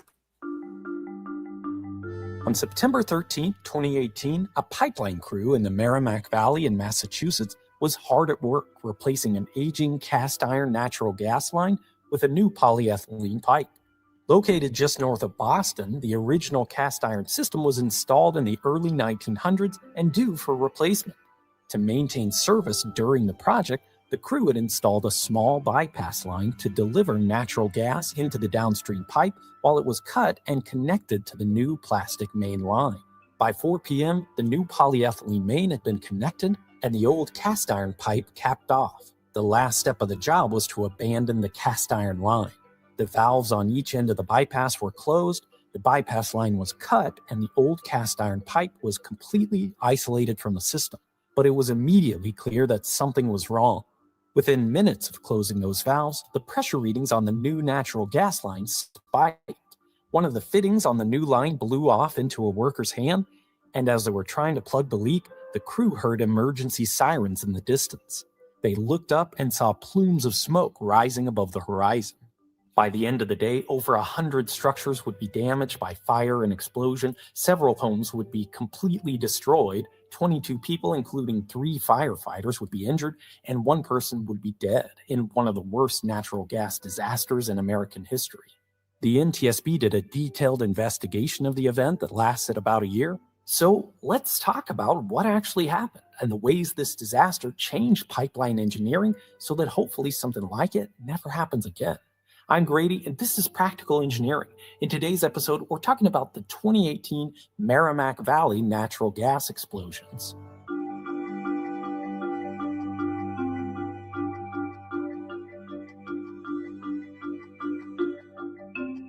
Like many parts of the world, natural gas is an important source of energy in homes and businesses in the United States. It's a fossil fuel composed mostly of methane gas extracted from geologic formations using drilled wells.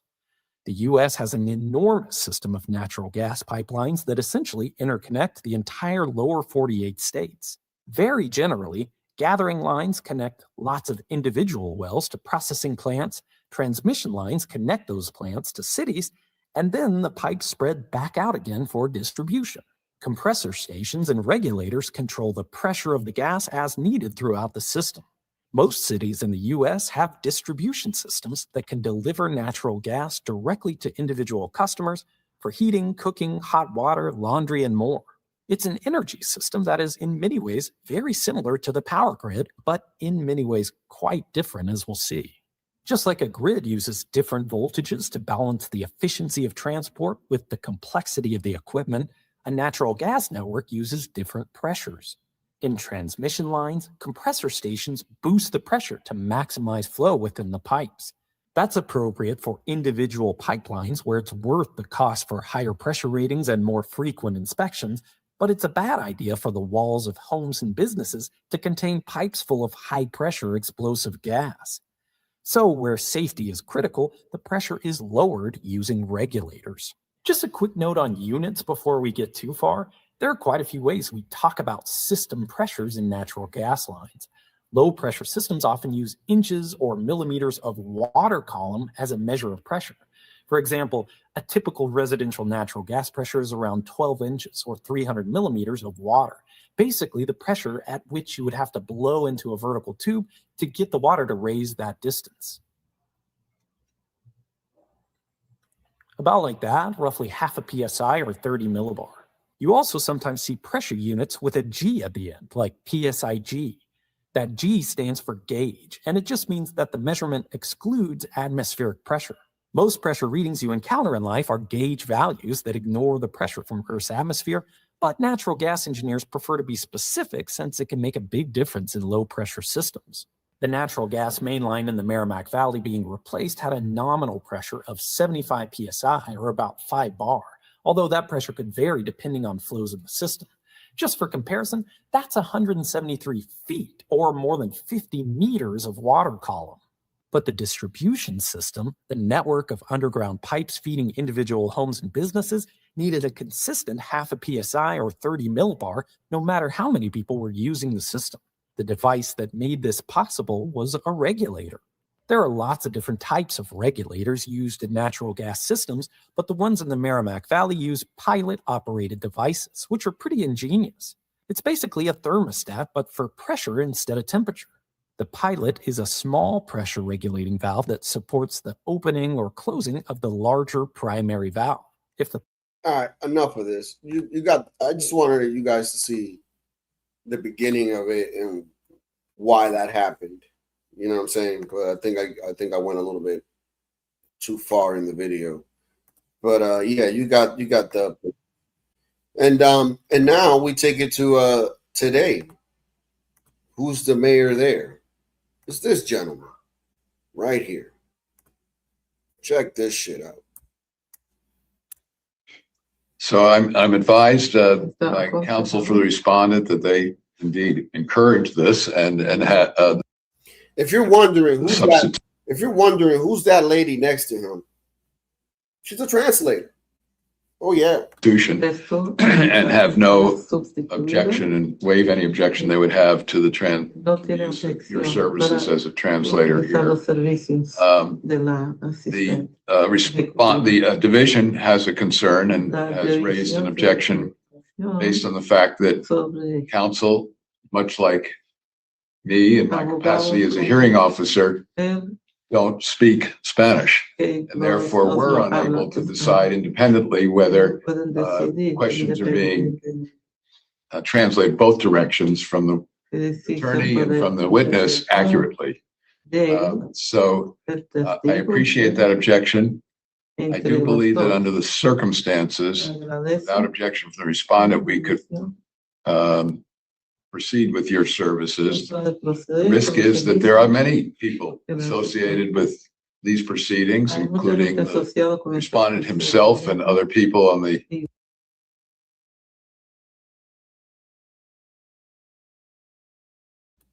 just when you thought you saw it all, it just keeps getting better here in America.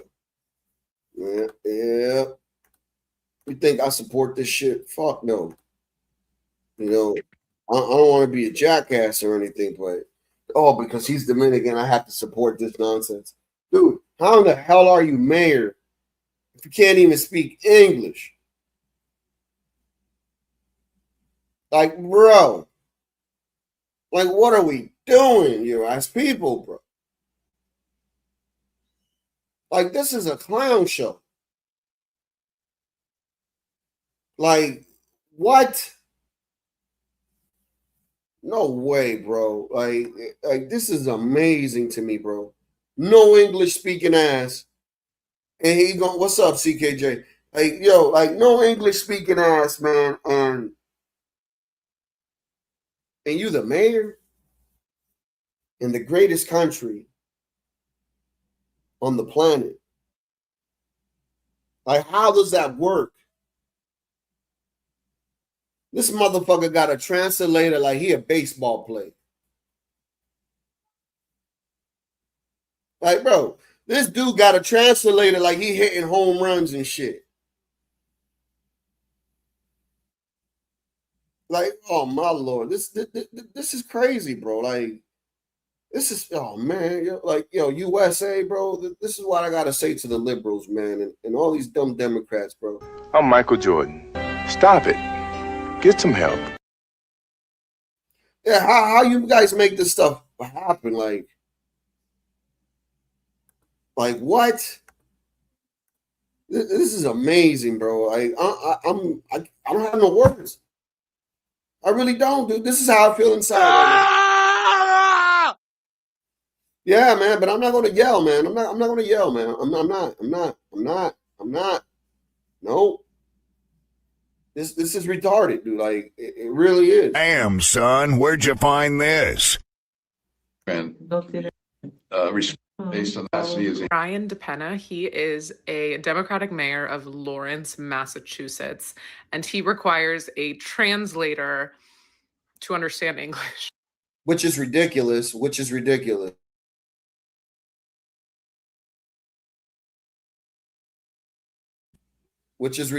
You know, I don't understand. Is he a baseball player?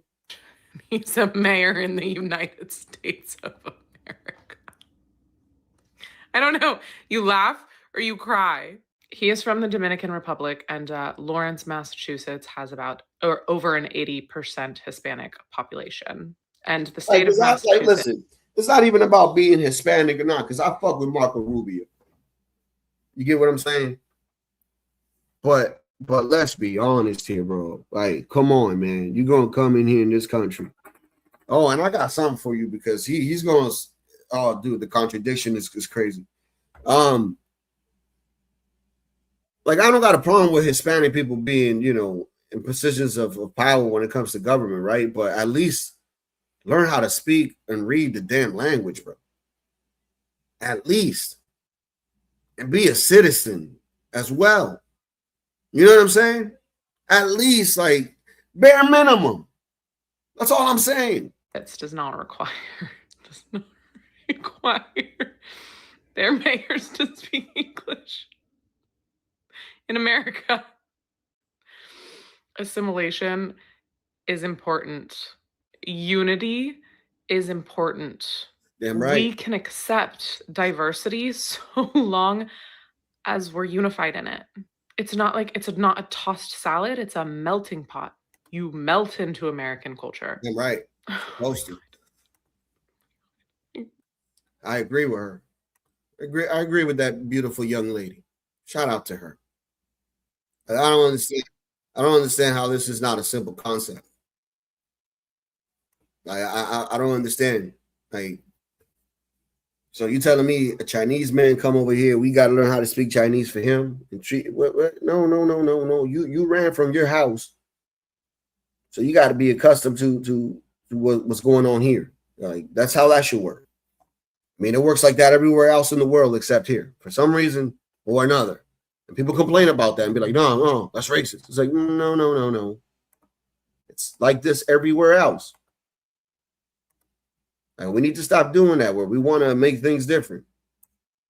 There was the mayor of the Massachusetts town that didn't speak English and had a translator at one of their town halls. He actually came out now to prove to everyone that he does in fact speak English with this statement. No matter what you talk, if you don't take the right action for move your community forward. And I speak perfect English. Motherfucker, no, you don't. Nope. Jesus Christ. This dude said I speak perfect English. Bro, he trolling. I don't speak perfect English. But I sure definitely sound better than you. Like, bro, this dude.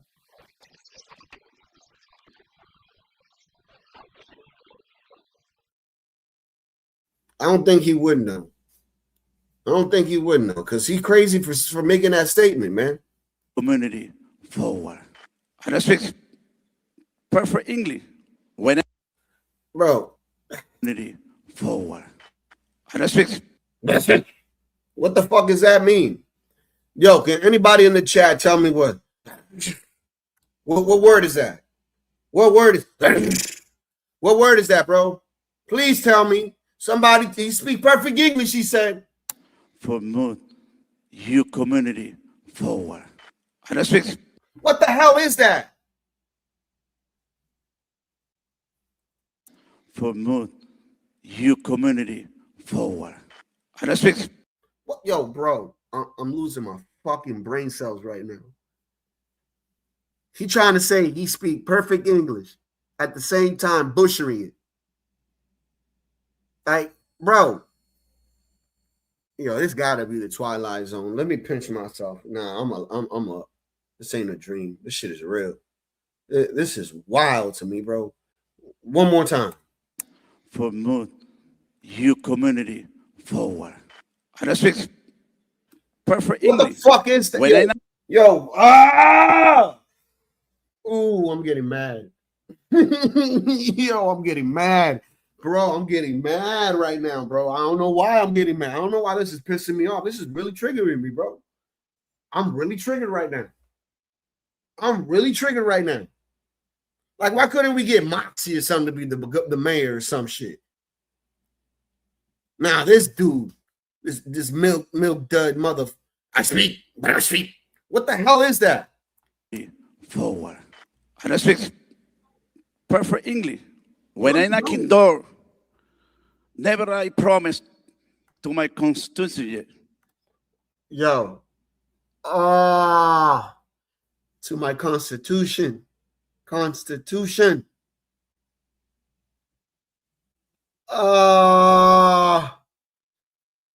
This is giving, I need coffee. I'm getting a headache. Never I promise to my constituency. Yo, what the fuck is a constitution shit? What the fuck is a constitution shit? Yo, bro. Is this what's going? Yo, Nate Ways. Is this what's going on? Like, is this what's happening in Dearborn right now? Like this same shit, but with like, you know, the Sand people? Is it the same thing? Bro, Bobby, you laughing. This is entertaining to you, but to me, I'm losing my mind right now, bro. I'm losing brain cells, bro. Like, this is definitely a moment. Stupid or dumb? Are you dumb? Stupid or dumb? Are you dumb? Stupid or dumb? Are you dumb? Stupid or dumb? That's definitely one of those moments, and like it's amazing, bro. This is fucking fascinating, bro. Jesus Christ. Never I promise to my constituency.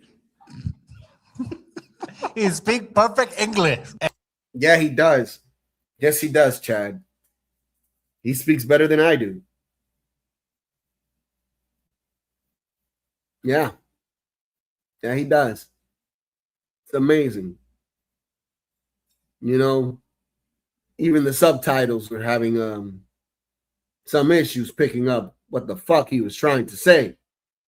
But yeah, he speaks perfect English. Yes, he does.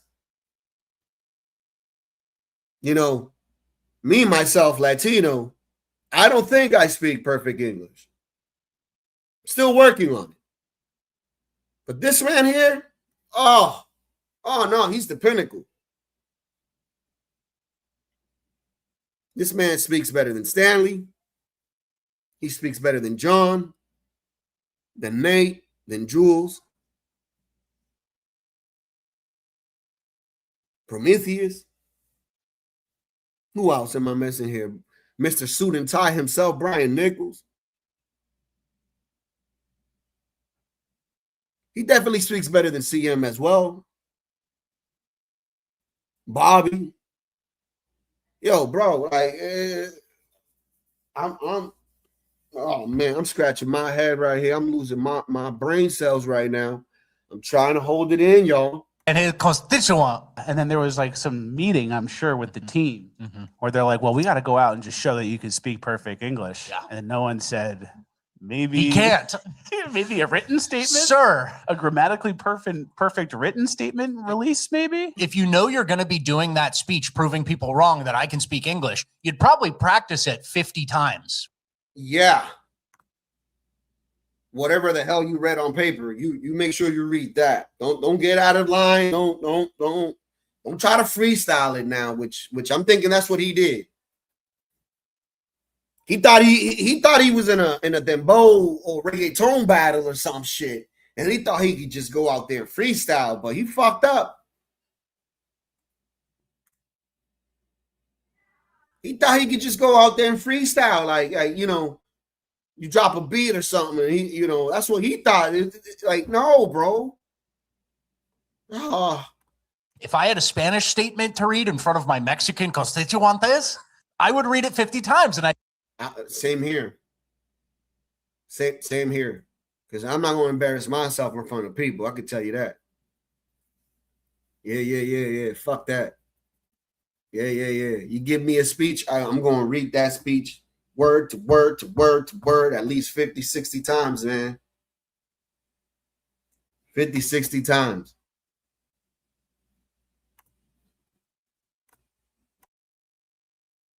nail the pronunciation. So clearly he doesn't even give a fuck to prepare for his English sentence to prove to the people of Lawrence, Massachusetts that he's an proficient English speaker.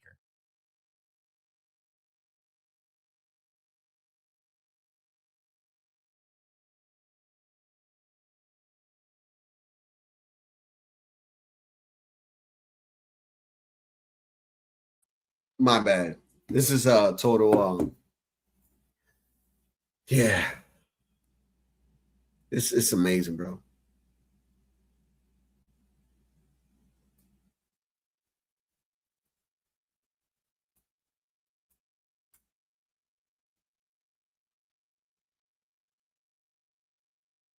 Yeah, it's amazing, bro. It's really amazing.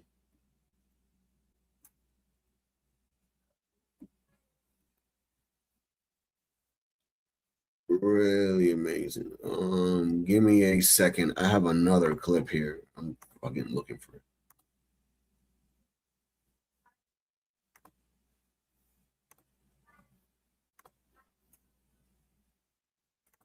Yeah, Stanley, stop undermining the channel, Stanley. I mean, Prometheus. That's what Stanley does. You know, it's a love and understand situation, I guess. If you put it that way, I don't know. But that's don't mind Stanley. He don't mean no harm.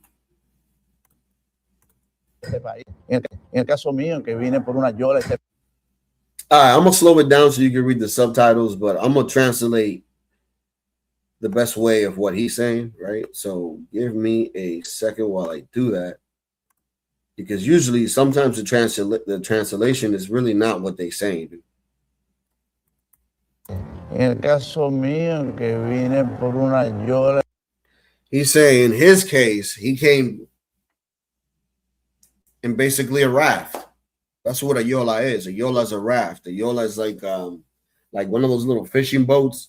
You know, you can fit up to at least 50 people if you pack it. You know, it's usually 2 engines on it. And yeah, they take that from the Dominican Republic to Puerto Rico, which is usually a 2 to 3 day boat ride on those little boats. So people, yeah, they take their chances in the ocean and just they fucking whale it, bro. On a cruiser, it would usually take 3 hours, I think, from DR to Puerto Rico. So, you know, just giving you a perspective on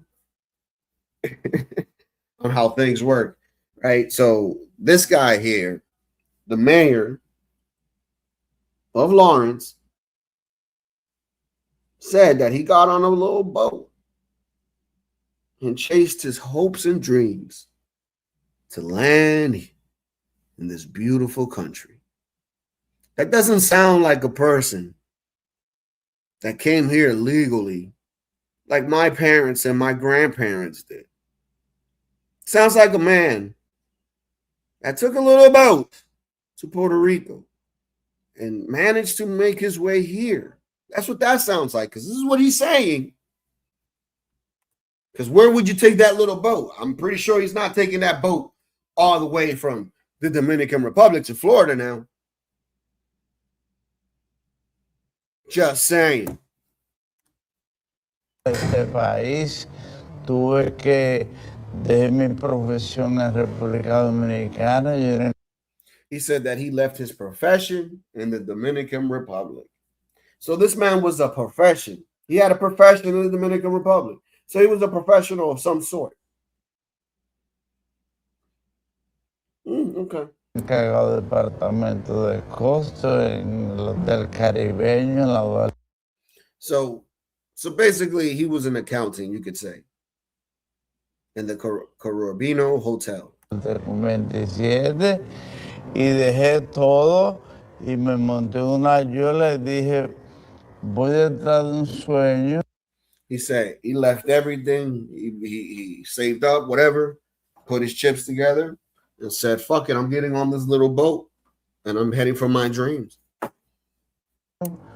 Y no solamente vinimos, hemos tenido muchos éxitos, que la gloria sea para Dios. Yeah, you get the point. He's thanking God, through all the turbulences and bullshit, that he had to go through, I guess, to get here. Right?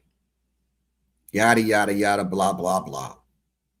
But what's interesting is, damn, man, what is that telling you, dude? Like, I don't know if he got his paperwork now or whatever, but Jesus Christ, dude. Like, how is it possible that this individual could be the fucking mayor? Yo, politics is a fucking joke. It's a joke. Politics is a joke. Like, really, it's a joke. Like, it's a joke. Like, and it's funny because the joke, everybody says Donald Trump is a joke, but damn, man, like, y'all don't take a good look at the liberals, man. Like, these people are fucking clowns.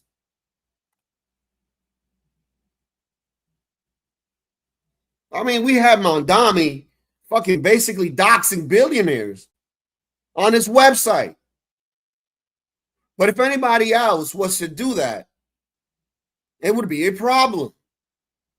For instance, if Amazon was to just put out information of everybody's address, where they lived and the shit that they purchased, I'm pretty sure Amazon would get sued.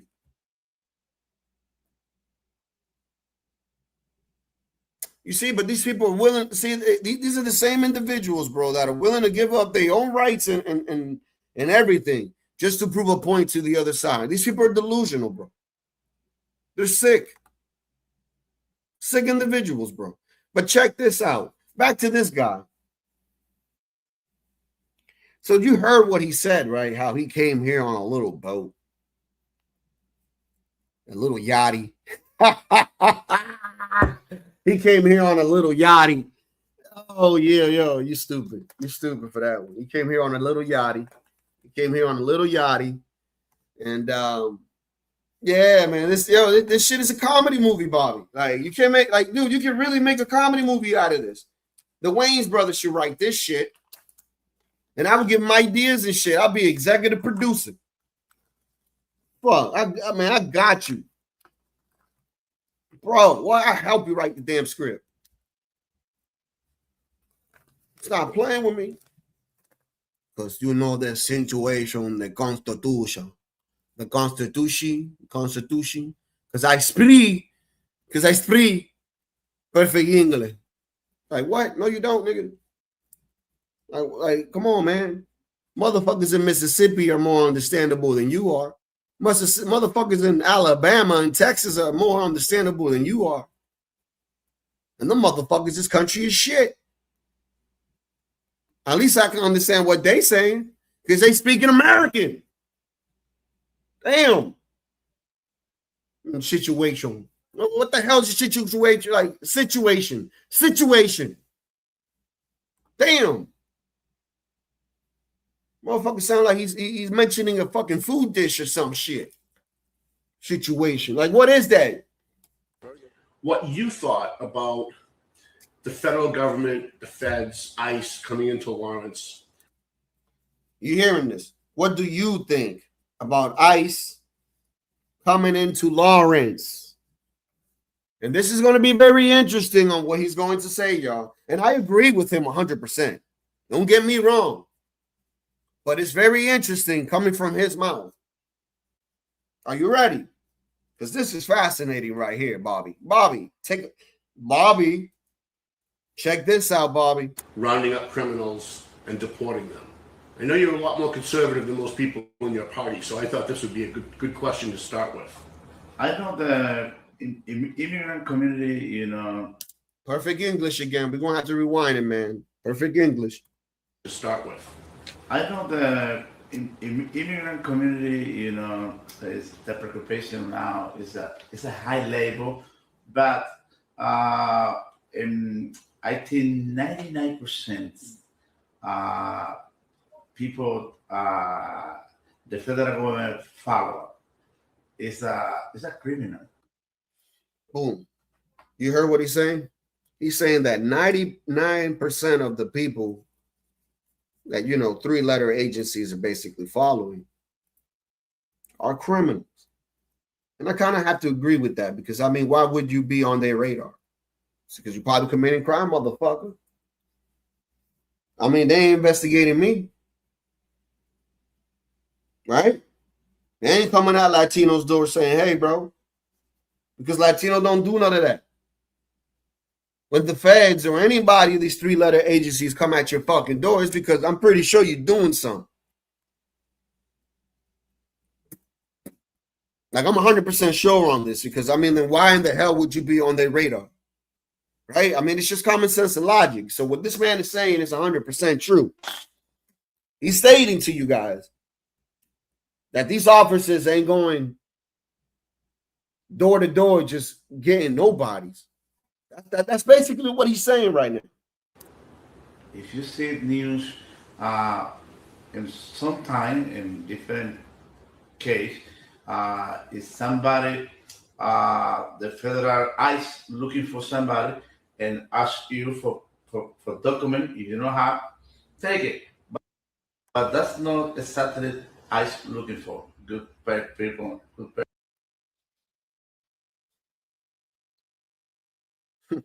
Interesting.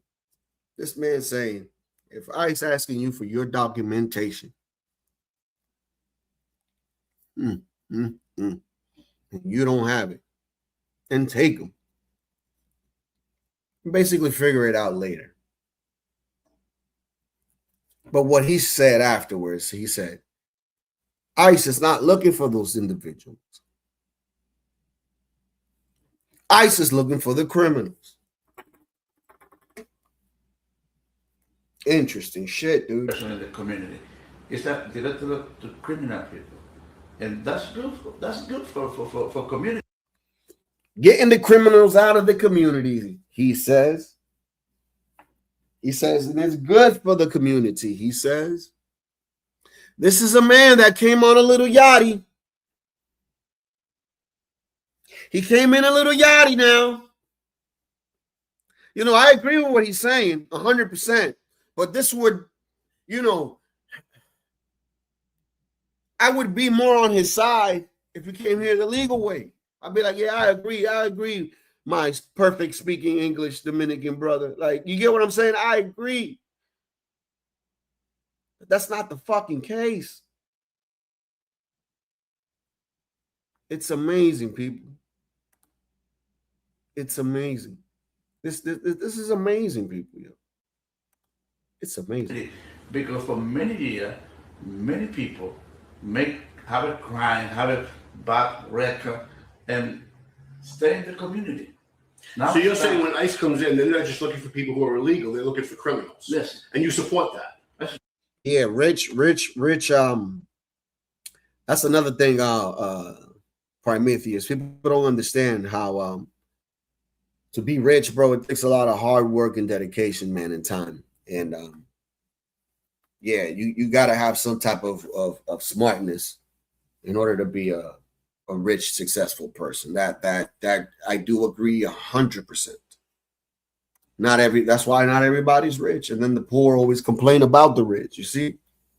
It's like I told my friend one time, we eating at a Chinese restaurant, and this motherfucker, man, started talking about some shit about Amazon. And I'm like hearing him.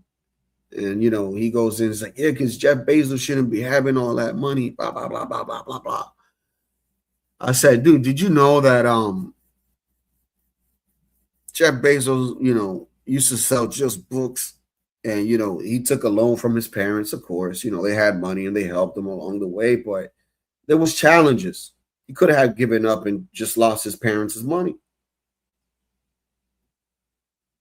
Many times he could have failed. The many times that those, opportunities of a failure came by, he managed to overcome. And that's why he's a billionaire today. I'm like, I know that you and I are not as fortunate as Trump, where you could get $1 million loan from your dad or some shit like that. But you can start in the small level, bro, if you really wanted to.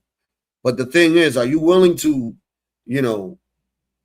put all your time and your effort and everything on it, like your whole belief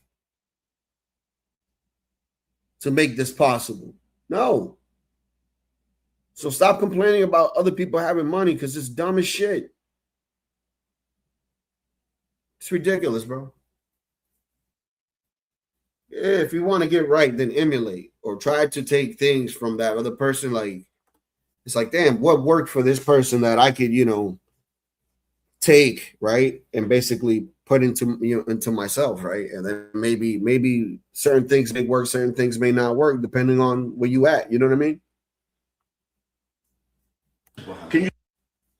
Yeah, but it's interesting with this guy, man. Like, he's telling this dude that, grab him up, deport him, and all that shit, when he himself came here on a boat, on a little yachty. He himself came here on a little yachty. This is the shit that these libtards believe in, bro. Just letting everybody in, just like Spain. Letting everybody in, just like Joe Biden. And then they tell you, oh, no, because everybody has rights. Like, fuck out of here with that shit. Like, get out of here, dude. We need to take a page from where is it? Is it Denmark? Them motherfuckers got machine guns with cameras and shit. They give you a warning shot. Get back, Matumbu. I want to freedom. I want the freedom. Get back, Matumbu. It's your second chance, Matumbu. Matumbu ain't listening. Well, there go Matumbu. How do I say goodbye?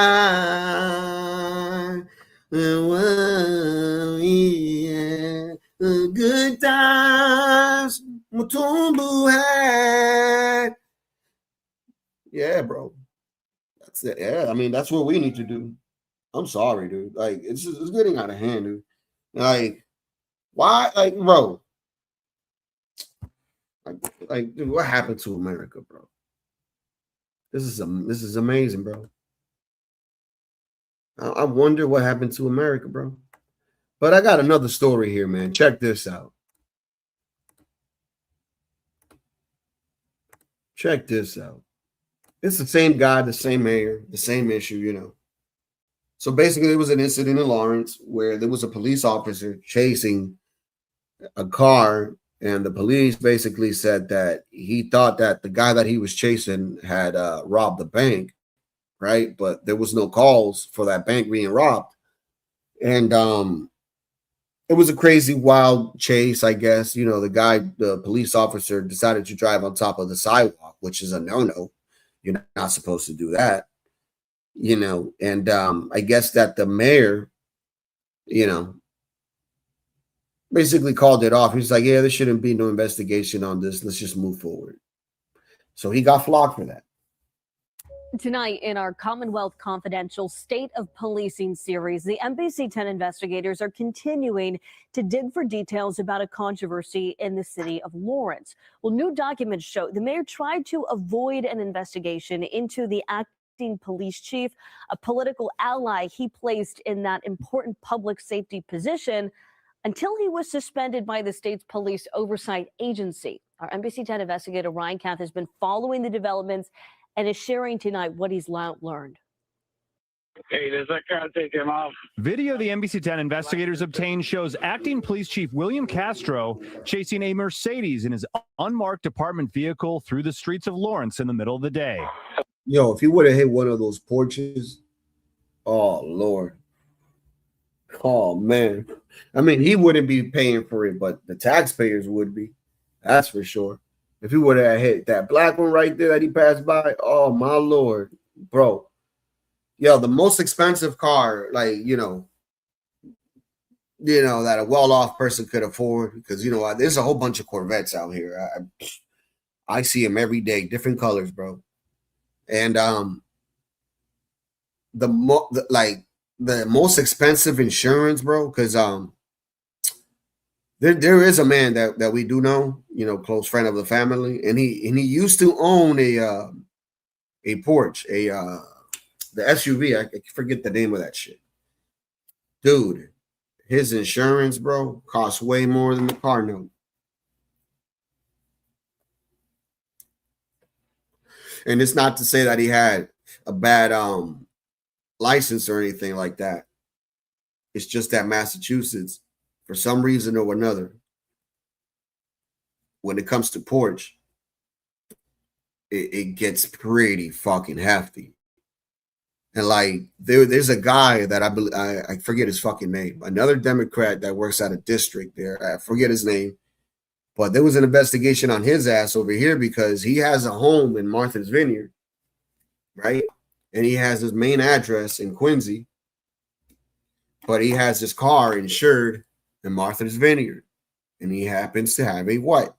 A Porsche, and there's a reason why he's doing that. So there was a whole investigation on his ass. I don't know what ended up happening with that, but he's not supposed to do that. He's supposed to register the car where he lives. So he was registered, you know, in Martha's Vineyard because it probably, you know, cheaper insurance out there. Shit, dude. Yeah, bro. A Mercedes in his unmarked apartment vehicle through the streets of Lawrence in the middle of the day. It was a fake check. The suspect wanted for the non-violent crime of trying to cash a stolen check. But the video shows Castro pursuing the Mercedes onto a sidewalk at one point and later into oncoming lanes of traffic on a bridge. And you could not chase for that. There's no gray area. Sergeant Mike Samard is president of the Superior Officers Union and responded to the scene that day. Luckily, nobody was hurt, but our officers were put at risk, and so was the public. But when a lieutenant in the Internal Affairs Unit notified City Hall about the incident, Mayor Brian DePena wrote this letter saying, "I've concluded there is insufficient." Man, that's the best way to buy a car, bro. I bought a car one time. It wasn't no, you know, no Mercedes, which is crazy because I was looking at the I was about to get into that, man. I was like, do I really want to pay this car note? I'm like, nah, fuck that. But one time I paid, what was it, $7,000 straight cash for a car, just because, man, I did not want to pay first class insurance, bro. Because when you finance a car, you gotta pay a premium. You can't take that car out the lot with no second or third class insurance. That's for sure. So the lower on the grades of insurance, you know, the cheaper it is, right? So me, unfortunately, where I live, I ain't got to do any of that shit. I got all my cars on first class because where I live is in the suburbs and the insurance rates here are so fucking low that it don't affect me. But when I lived in Boston, though, I was paying 3 times the amount that I'm paying here. You know what I mean? Well, I'll send the link, dude, for a bit because I'm going to be here probably until 2. Yeah, man, like it's wild, dude. Like the insurance rates here are fucking up the roof in Boston, bro, but not here where I live. So that's why that guy elected in that district where in Quincy, he was insuring his car in fucking Martha's Vineyard because it's way cheaper out there. Anywhere but the city. I wonder why that is, huh? I mean, I know why that is. I mean, we all know the answer, but it's racist to say it. It's racist to say it. In the urban communities, there's more thefts, there's more damages to your car, so the insurance have to pay out more money to fix these vehicles and the damages and shit. So that's why it's more expensive out there. It only makes sense. And then when you go to the suburbs, for some reason, when you insure the same car now, the same fucking car, your insurance goes whoop, whoop, whoop, whoop, down 3 times the amount. And you're like, yo, how in the fuck? But it's because of the area you live in. They ain't stealing cars where you at. They ain't breaking into cars where you at. You understand, bro? Like, all that shit makes sense. People don't seem to get this shit, bro. It's like yesterday, I tried to explain to my wife yesterday, like I had a friend of mine that I had to, FBA, I had to, check him because, this is a long time ago. And he's basically saying, he's like, yeah, because look, our community's this and this and that and that and that. And I'm letting him go off. And I basically said, bro, like, those jeans you got, those are true religion. That belt you got, it's a Louis Vuitton belt. Them sneakers you got, it's some Jordans or some shit. Everything that you have when it comes to clothes and shit, aside from food, everything else that you need, that you buy for your everyday use for anything, aside from the weed that you get and the food that you buy it outside your neighborhood. You buy it outside your neighborhood, bro. Like, let's be honest here. And every time you buying outside your neighborhood, you give it that tax money is going to that neighborhood, to that city. It ain't going to yours. So you here complaining and bitching and moaning at the same time, not understanding that you're part of the fucking problem. Like, bro, I'm like, it's simple shit, man, but people don't want to hear it because they want to cry and bitch and moan. The incident, Mayor Brian DePena wrote this letter saying, I've concluded there is insufficient evidence to move forward with this matter. I believe Chief Castro acted assertively and quickly in an attempt to safeguard the citizens of the city of Lawrence, and I believe his response to be truthful. The Massachusetts Post Commission had a much different conclusion. The agency suspended Castro's law enforcement certification and determined the acting chief was not truthful about the chase, telling other officers he believed it was a bank robbery. The city eventually hired Daniel Bennett, the state's former public safety secretary, to conduct an independent investigation. But when it came time for Bennett to interview Castro about the allegations last October, he didn't show up. The next day, this email shows a senior advisor. So I guess the detective was another Dominican. So, Dominicans defending Dominicans here. The other guy from the town over is telling us that, what he did, it's improper. But the mayor of Lawrence is like, man, I don't know what you're talking about. Worry about your city, man. In my city, that's okay with me. Advisor to the mayor instructed Bennett to halt any investigation. Meantime, the personnel director who had ordered Castro to be interviewed was no longer at City Hall. That timing was not lost on City Councilor Wendy Luzone during a recent discussion about the controversy. So Castro was asked to appear on the 9th. He was sent a letter on the 2nd. See what I'm telling you? Look, what is this shit? The lazy bun. That's what they call it. The lazy bun right here. Dominican big loops. Yep. And we got the other Dominican over here. Then we got the white man. It's like, fuck, I'm holding it dear life. And then we got this person right here with the weird hat. I don't know if that's a man or a woman. But, they decided to come fly to work and shit, look cool, you know what I'm saying? And between those days, we lost a director here at City Hall. I believe that is correct. Okay, what a coincidence, huh? Just for the record, what a coincidence that we lost a great employee. Bennett's finished report determined Castro broke several laws and should be fired. But you see? Yeah, Bobby, Dominicans stick together, bro. Dominicans stick together, bro. Look at her. She's like, it's travesty. And we lose a great employer.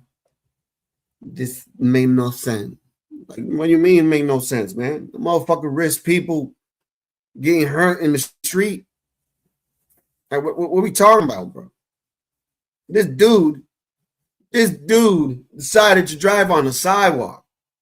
And then you wondering why he got fired? Come on, man. Nuts. while Castro continued collecting his $210,000 salary to stay home, the mayor did not act on the recommendation. Instead, he ordered a second investigation, as he explained to us during an interview late last year. Look, I want them to do this. I want to prevent it from being tainted and to make sure that it's a very transparent investigation. I'm deeply concerned with transparency. A spokesperson for the mayor told us he would be making no public remarks until the release of that second investigation, which we expect in the near future. Last week, Castro returned to his previous chief of staff job at City Hall, an arrangement he'd worked out with the mayor when he was appointed police chief.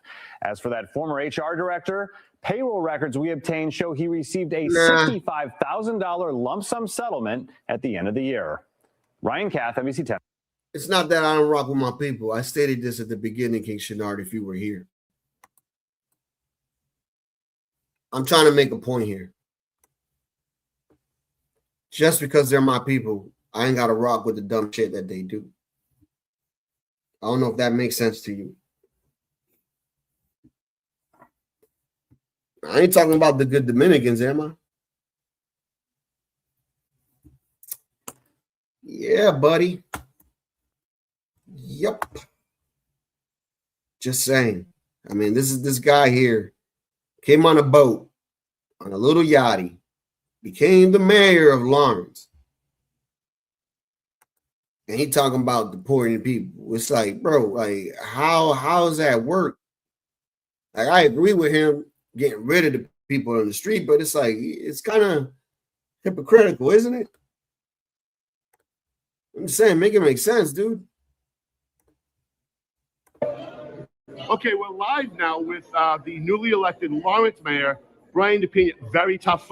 Remind you, this is recent, what was it? Not too long ago, but I guess his English is getting better. Right. Everybody was predicting it was going to be very, very close. Not as close as everyone thought. First of all, how did you pull this off? How did you pull off a 1,000-vote win when the whole city seemed really close and divided? Yes, people don't pay attention to negative, a commentary in the radio and social media. People, give more value, everything happened for the last 4 years in the city of Lawrence. Yeah, he would. Yeah, he would, you see? And that's my point. See, you get it. You get it, bro. You get it. You understand. You get it. You understand, brother. You understand. You get it. Oh my God! Wow! Yeah, you get it, man. See? You understand. Like, see that right there? I'm gonna leave it for the whole video because like this right here is basically what I'm talking about.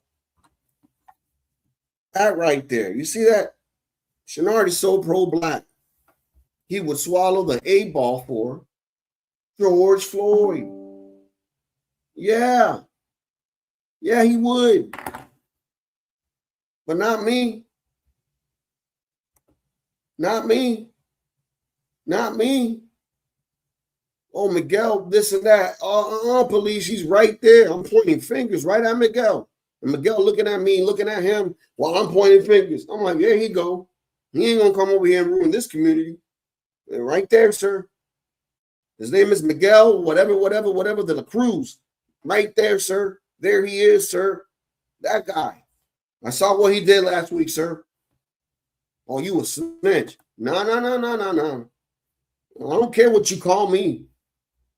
There he is, sir. I ain't going to be like, oh, no.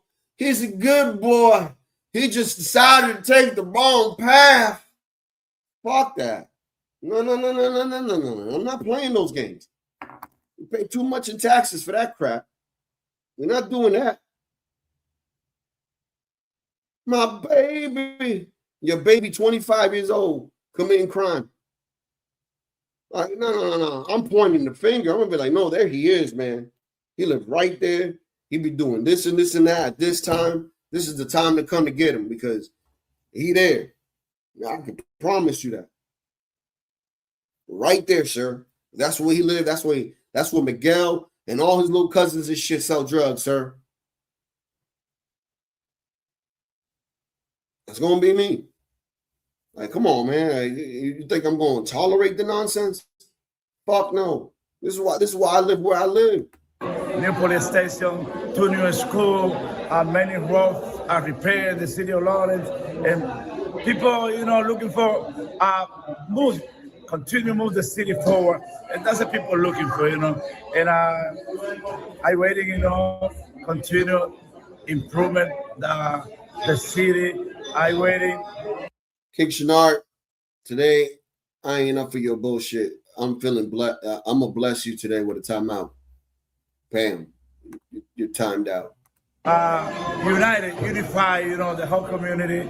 It's time to work together, I'm so happy tonight, I think like the community is happy and everybody make a good valuation to my last 4 years. So what is your plan for the next 4 years? Continue, move education. The city have a big challenge about education because next year, started January or February. Yeah, I can't understand what he's saying, dude. Respectfully, I can't do it. I really don't understand what this individual is saying. Like, I'm trying my best. But as of 2 months ago, I don't know where this stands. But as of 2 months ago, this is how it's going so far. Also breaking, a search warrant has been executed at the Lawrence mayor's office. Yeah, that's also breaking, a search warrant has been executed at the Lawrence mayor's office. Yeah, that's also breaking, a search warrant has been executed at the Lawrence mayor's office. Yeah, that's also breaking, a search warrant has been executed at the Lawrence mayor's office. Yeah, that's I repeated it a whole bunch of times so y'all could hear what the fuck she just said. I mean, did you guys miss it? Because I repeated it a whole bunch of times. It's the same story, dude. Over and over again, man. And then you want me to be like, oh, look at this man hating his own people. Man, you need to shut up. Because hate is a strong word, and I don't hate nobody. I just despise bad behavior, bro. Wonder why I don't live in Lawrence. Somebody asked me, I think it was Chris M a while back, why don't you live in Lawrence? I'm like, bro, you crazy? You crazy? Why in the hell my parents run away from the Dominican Republic to go back into the Dominican Republic in the U.S.? Like, nah, man.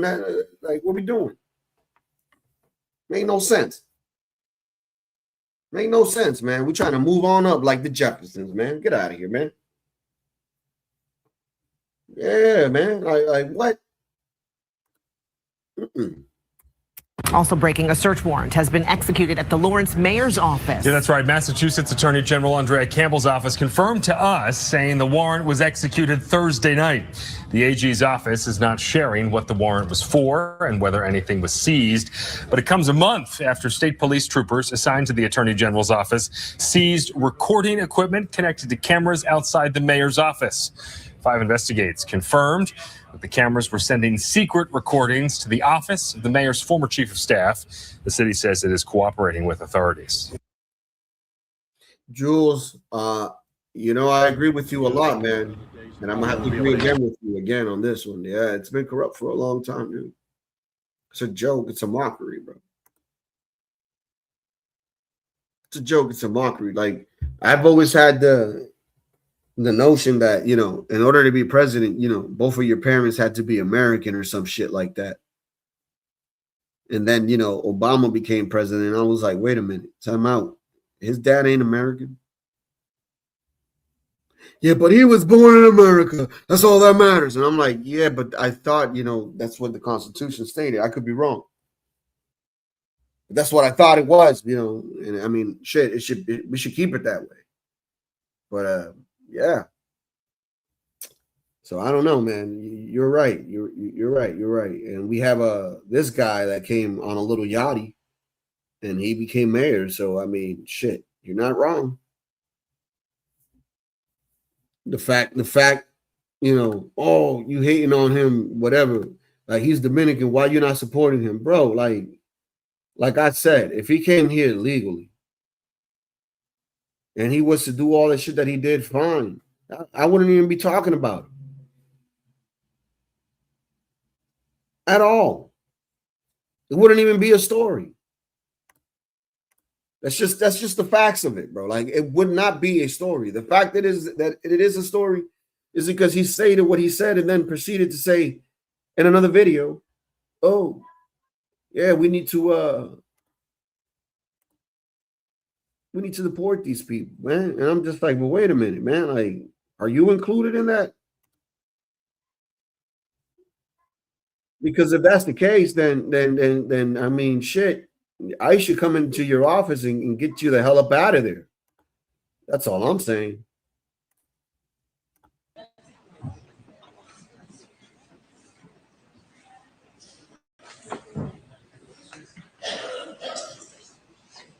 Mr. Curtis, would you please state your full name for the record? My name is Clinton Eugene Curtis. And where do you reside? Tallahassee, Florida. And what is your profession? I'm a computer programmer. Would you please speak into the microphone so the audience can hear your testimony? I'm a computer programmer. Mr. Curtis, are there programs that can be used to secretly fix elections? Yes. How do you know that to be the case? Because in October of 2000, I wrote a prototype for Congressman Tom Feeney at the company I worked for in Oviedo, Florida, that did just that. And when you say did just that, it would rig an election? It would flip the vote 51-49 to whoever you wanted it to go to and whichever race you wanted to win. And would that program that you designed be something that elections officials that might be on county boards of elections could detect? They'd never see it. Mr. Would you answer that question once again? They would never see it. So how would such a program, a secret program that fixes the election, how could it be detected?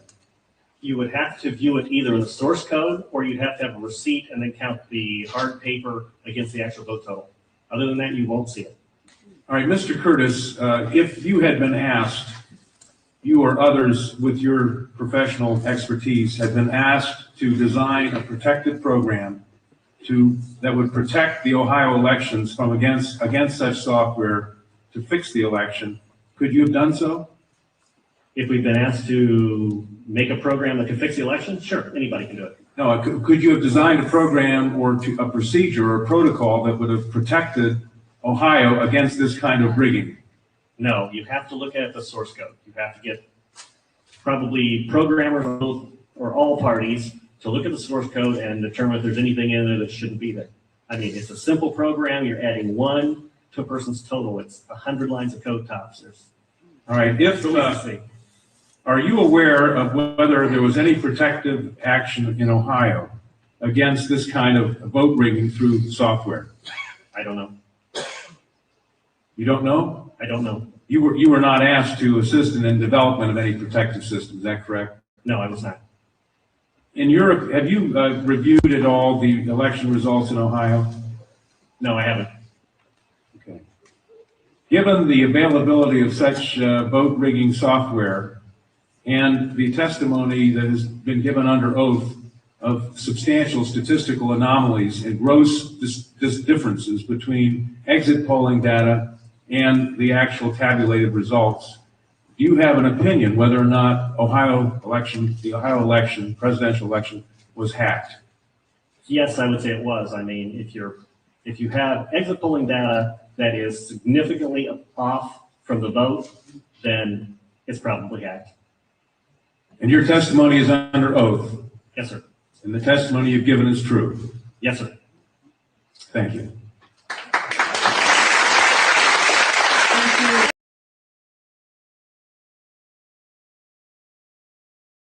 Yeah. I mean, come on. Can't deny it at this point. Like, and aside from that, look, this is the type of shit that they do. This is the type of nefarious bullshit that they do. Check this shit out. Sorry to interrupt your programming, but I thought you might want to see the Democrats in action in Pennsylvania. Take a look at this garbage.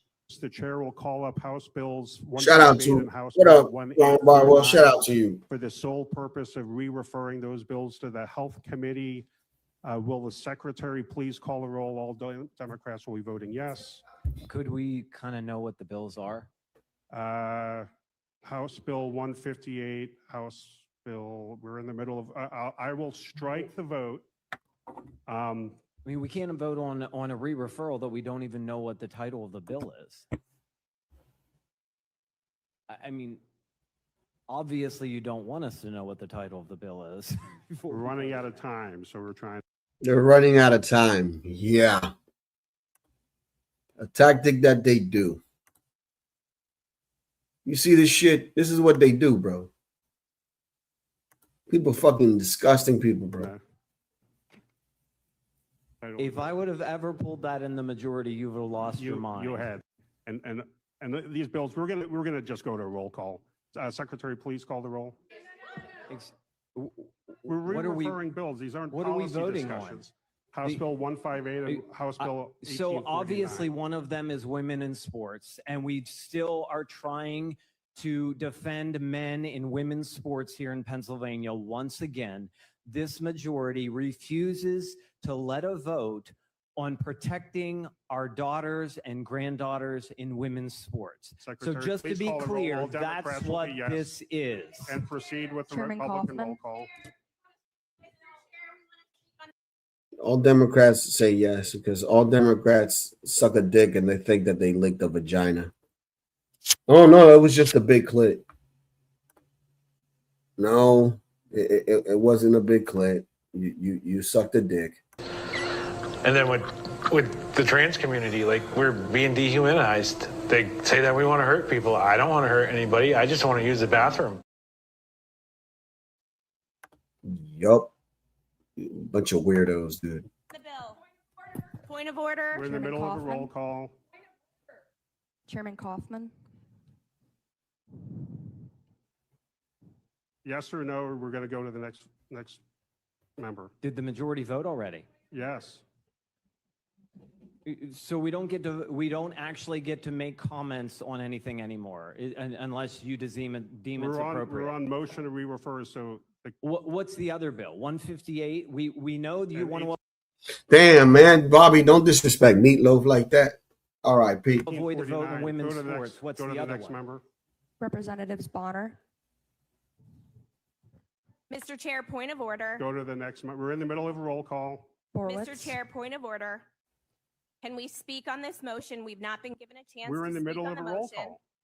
We weren't even given a King chance Shenard, to speak on King the motion. Shenard, I'm not here for your bullshit today. Specifically are the bills that we are voting on. What are I the got bills 45 minutes of a show. do these bills I'm not do? dealing What are with we your referring nonsense. to So the Health if you're not going to contribute to the show Kaufman just said what one of the bills, so you know the answer. with nonsense, if you're going to do that, then I'm going to boot you off. Yo, peace. Peace. I just want to ask you a question real quick. Go ahead. Like, I've heard a lot of Dominicans say that, like, Black Americans, they don't have their own country. Like, why do y'all say that?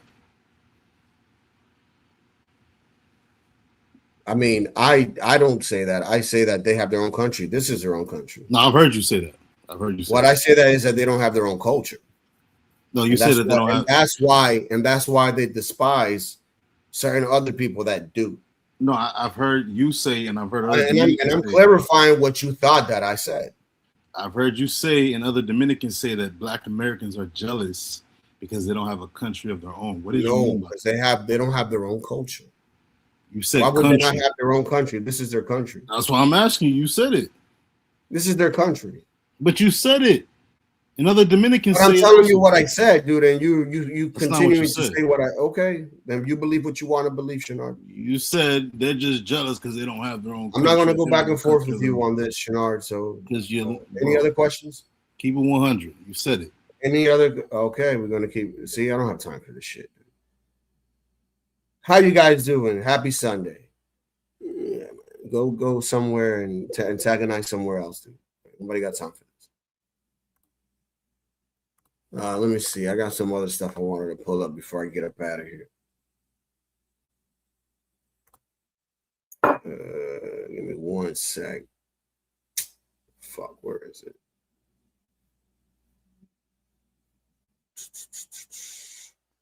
Give me 1 segundo.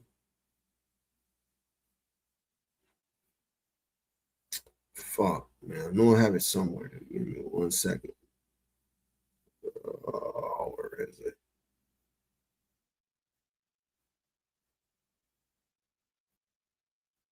Yeah, I'll play that. Oh, right here. Okay. I wanted to play this shit last time when Banta was on here. Thank you for coming up, Shenard. Appreciate it.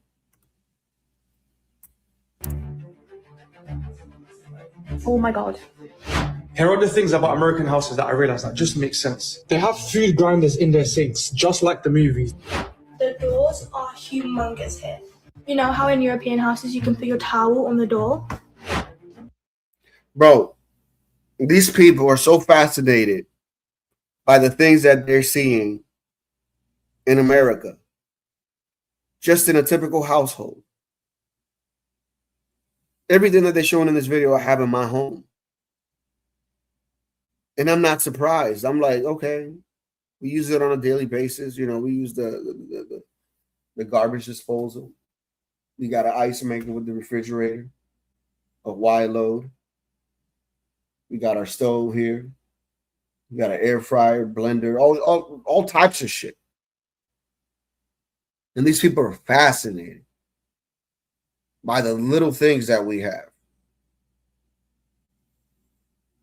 But England is what? I don't understand that, bro. How is England so great? And they're fascinated by the little trinkets that we have. Like, what the fuck? Like, this bitch is fascinated by the door, by a door. Humongous here. You know how in European houses you can put your towel on the door? What is this propeller? What? No, it's just a fan. A fan? Yeah. That's so dangerous. What if it falls on top of you? Wait. You have sockets in your bathroom. What is this? What is this all about? I think you could power a small arm. And so you could be able to blow dry your fucking hair right there. You idiot. You got the mirror. You can't fucking detach the mirror, you fucking dumbass Brit. Like, that's why they have the. And if you noticed, if you go back, you butthead, because you're going to be like, but isn't that dangerous? Isn't that dangerous? In your bathroom, what is this? What is this one? See, if you notice, right, it has a breaker on it. It has a breaker. And that is special for the bathroom. Because, you know, American engineers made shit like that. Shout out to the white people. Yeah, they made shit like that. You know, I had to replace a couple in my bathroom. And you know, yeah, that's what it does. So it just breaks back so you won't get shocked. That's what it does. You know, it's American ingenuity. You know, so shout out to you white people. You know what I'm saying? But you don't understand that because, you know, the Brits don't even have ACs. They don't have ACs. And remind you, yesterday I was watching that whole thing in Mississippi, the poorest town in the United States, right? And this dude said that, yo, sometimes when we're hungry, all we got to eat is basically a fucking sandwich, basically with a piece of bread in the middle. And that's our sandwich with nothing in it. And I said, wait a minute. Isn't that a British delicacy? Isn't that a British delicacy? A toast sandwich? No, I'm gonna show you what I'm talking about. Toast sandwich. Sandwich.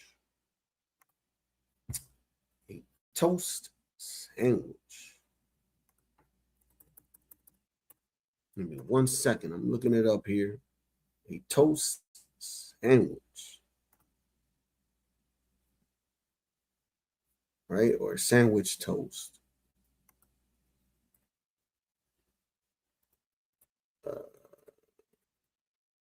Let me see. I gotta find this.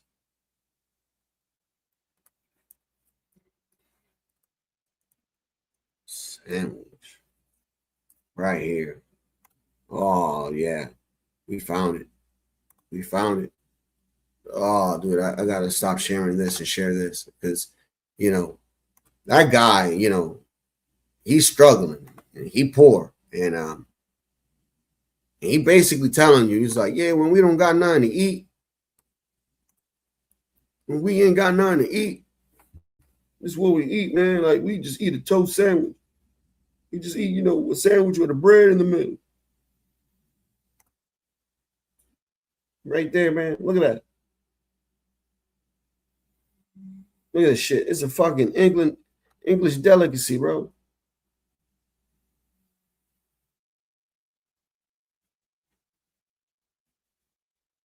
Look. The recipe says to add salt and pepper for taste. Man, get the fuck out of here, dude. Hey, get the fuck out of here, bro. And they still serving this shit today. 3 restaurants started, man. Come on, man. Nah. Some poor people food, man. That's what they eat. And they here surprised that we got ACs and shit and all that. Man, you better not be surprised. It's the greatest goddamn country in the world. You better recognize. I think you could power a small army with the amount of plug sockets you have in a house in America. Look at that. He's surprised of an ice maker. Bro, you got to be kidding me, man.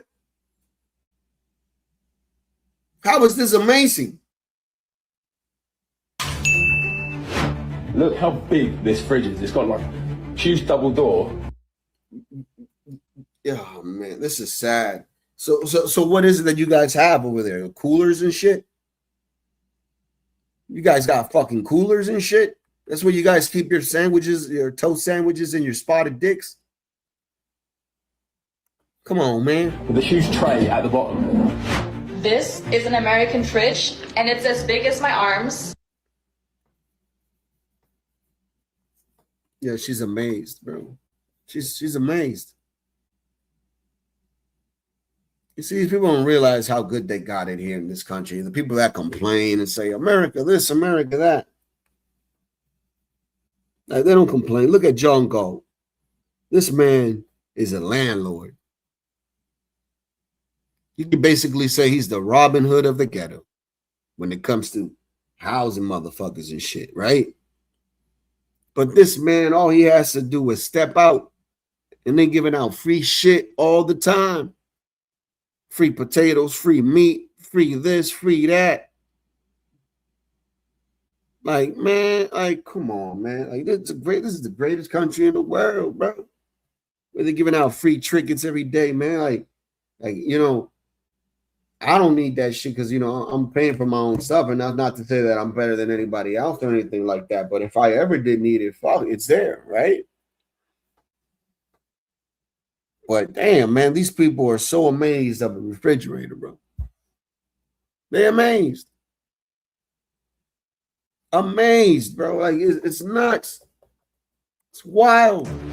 First of all, an ice machine in every fridge. I wish it so bad that we had it, but we don't.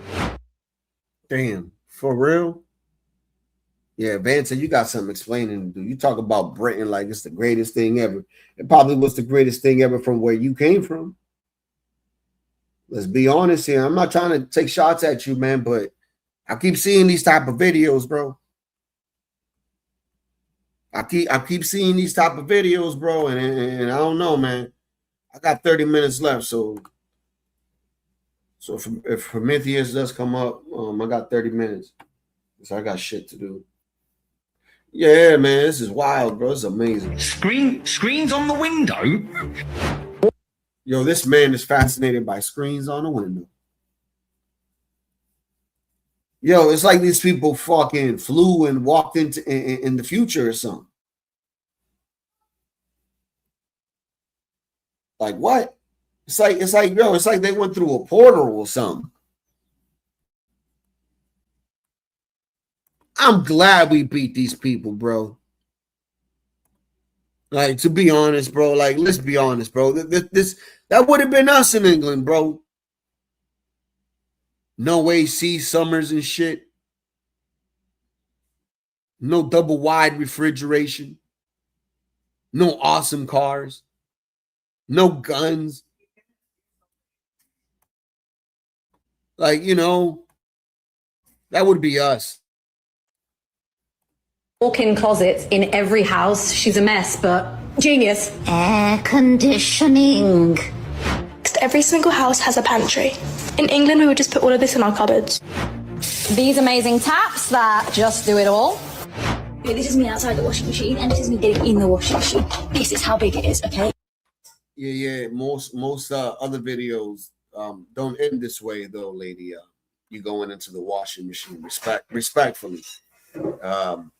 Yeah, respectfully, most of those videos, you know. Yeah. There's a TV attached outside of the house, so you don't have to sit inside to watch TV. You can also just sit outside. Turn to my right, there's a plane driveway. If you go around there, that is a runway. A runway where planes take off and people just park their planes. If I'm cooking and it's hot in here, for example, and I want to open the window, well, guess what? I don't have to worry about any bugs coming in because there's a screen. And this is as standard on pretty much every house. You're telling me that in America, you only have one tap for hot and cold, huh? Crazy, right? Whoa.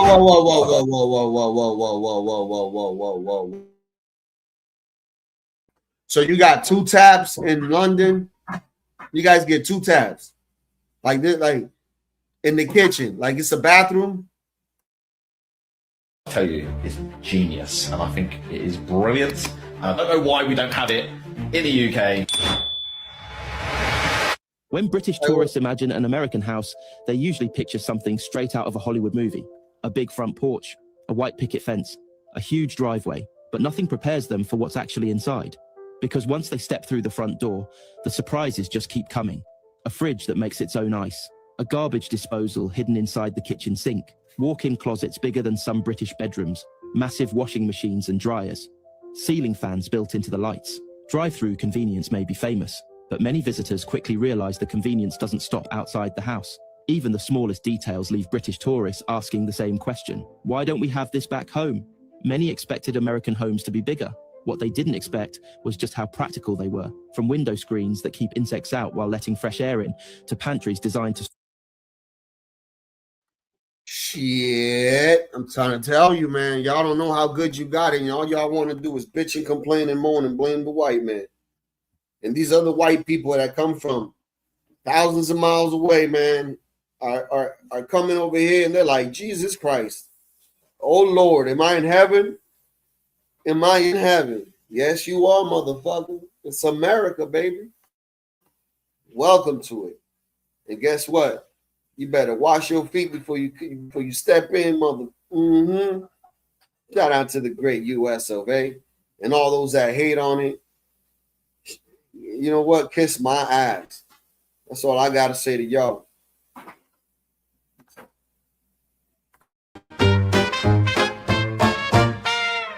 I'm King Chinar, world's greatest tap in my yard, scuffing these shoes on the tile, chasing that click and a smile, champagne dreams on a single screen, jump from one tiny panel to another unseen. Hear me tap, tap, tap, tap, tap, tap, tap, I keep on dancing while they scroll past me, tap, tap, tap, tap, tap to the beat. If nobody wants me, I still own these feet. Tap, tap, tap, tap, tap, tap, king of the floor.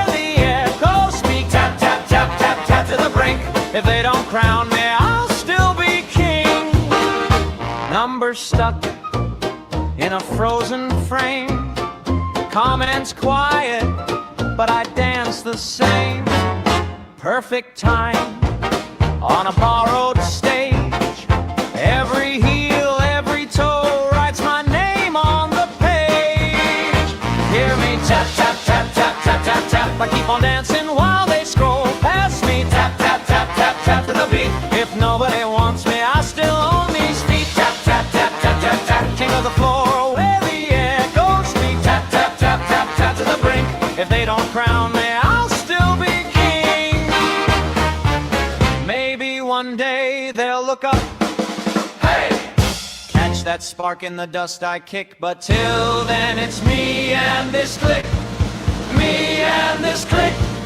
Me and this clique. Hear me tap, tap, tap, tap, tap, tap, tap. I keep on dancing while they scroll past me. Tap, tap, tap, tap, tap to the beat. If nobody wants me, I still own these feet. Tap, tap, tap, tap, tap, tap. King of the floor, where the air goes me. Tap, tap, tap, tap, tap to the brink. If they don't crown me, I'll still be king. Tap, tap.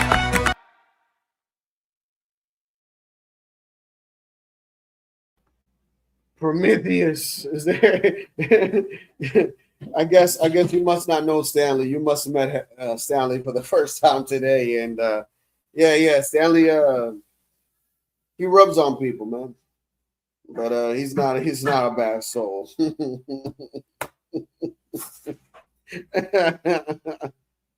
He's definitely not a bad soul, man. But yeah. Shout out to Prometheus. Shout out to Deacon Dave today for the cash apps, man. I appreciate it. Let me play that song for y'all one more time. Yeah. You guys, man. Hey, thanks for the cash. Love when it stacks. Phone going bling, bling, bling. Every little ring mean racks. Thanks for the cash. Run it right back. Right back. All I gotta say real fast. Thanks for the cash. Thanks for the cash. Thanks for the cash. Thanks for the cash.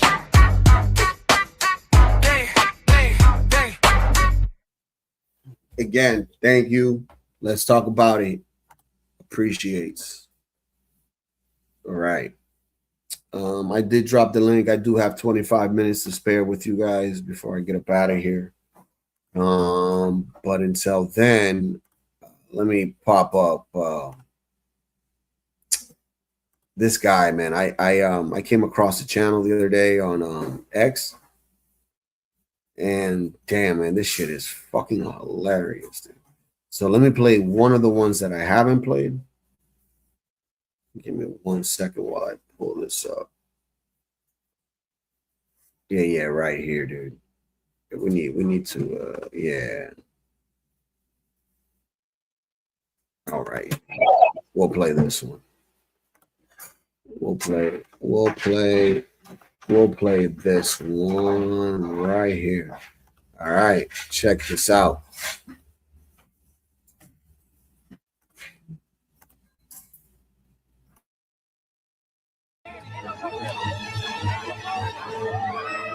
Here, in yet another anonymous patch of subsidized asphalt, where rent is due on the first and good decisions remain indefinitely past due, the local wildlife begins its customary evening community outreach with no clear objective, no visible referee, and absolutely no consensus regarding who, or what gender, is currently fighting whom. One suspects the participants are learning this information in real time as well. To that end, we are introduced to Gigantor, a towering behemoth of some variety of woman, built like an offensive lineman from the mid-80s. She immediately begins administering hands-on conflict resolution to what appears to be a female she-beast, casually peeling the resident beta male out of the melee like a couch being moved before new carpet is installed. The plucky, pinked Sash Gordon then unleashes a surprisingly spirited left hook that catches Gigantor flush on the jaw before several follow-up swipes disappear harmlessly into the beast's ample, flabby bosom. As the camera pans across the carnage, Giganta's considerable girth comes to rest upon the fiberglass hood of an unsuspecting sports car. Sash Gordon, meanwhile, tactically retreats into the waiting arms of yet another combatant, as the surrounding herd eagerly converges, gaily intoxicated by the irresistible promise of tribal warfare. The dialect grows far too dense to determine precisely what grievance is being litigated, or indeed by whom. At that moment, the previously displaced she-beast, clad in little more than industrial-strength dental floss and overburdened white lycra, makes a triumphant return to the battlefield, only for Sash Gordon to earn his nickname by performing one of the quickest ceremonial shedding of the weaves ever seen. It is here, however, that the true comment section civil war begins. Is the newly de-wigged pugilist a man or a woman? The footage provides no definitive answer, as the bald she-beast immediately assumes a remarkably masculine boxing stance, complete with enough shoulder feints to confuse both taxonomists and amateur fight analysts alike. Meanwhile, Giganta returns with all the grace of a collapsing parking garage, driving a thunderous tackle into Sash Gordon with approximately the same energy one might expect from a fully loaded freight train negotiating a parked Yugo. After briefly having his soul leave his body and complete a lap of the parking lot, Sash Gordon regains just enough consciousness to stagger onto his knees. Gigantor immediately resumes the familiar whack-a-mole offense, hammering him from above as though trying to force him back into the pavement. Moments later, the androgynous she-beast returns with its synthetic plumage in hand and introduces Sash Gordon to the traditional local greeting known as foot to head.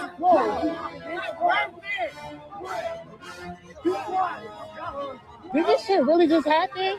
And with that single remark, the mystery is finally solved. The entire encounter suddenly makes perfect sense, neatly explaining both the extraordinary quantity of namby-pamby theatrics and the equally extraordinary shortage of street combat proficiency. For in a community where the cars parked outside are worth considerably more than the homes behind them, appearances remain the only investment consistently protected. Now wait, these folks only cars around here. This is my car. And so we leave this asphalt amphitheater where nobody quite knew who. Yo, bro, he said in a community where the cars are more expensive than the house that they live in. Bro. This is diabolical, bro. Come on, man. That shit funny as a motherfucker. That shit funny as a motherfucker, man. Yeah, I got another one.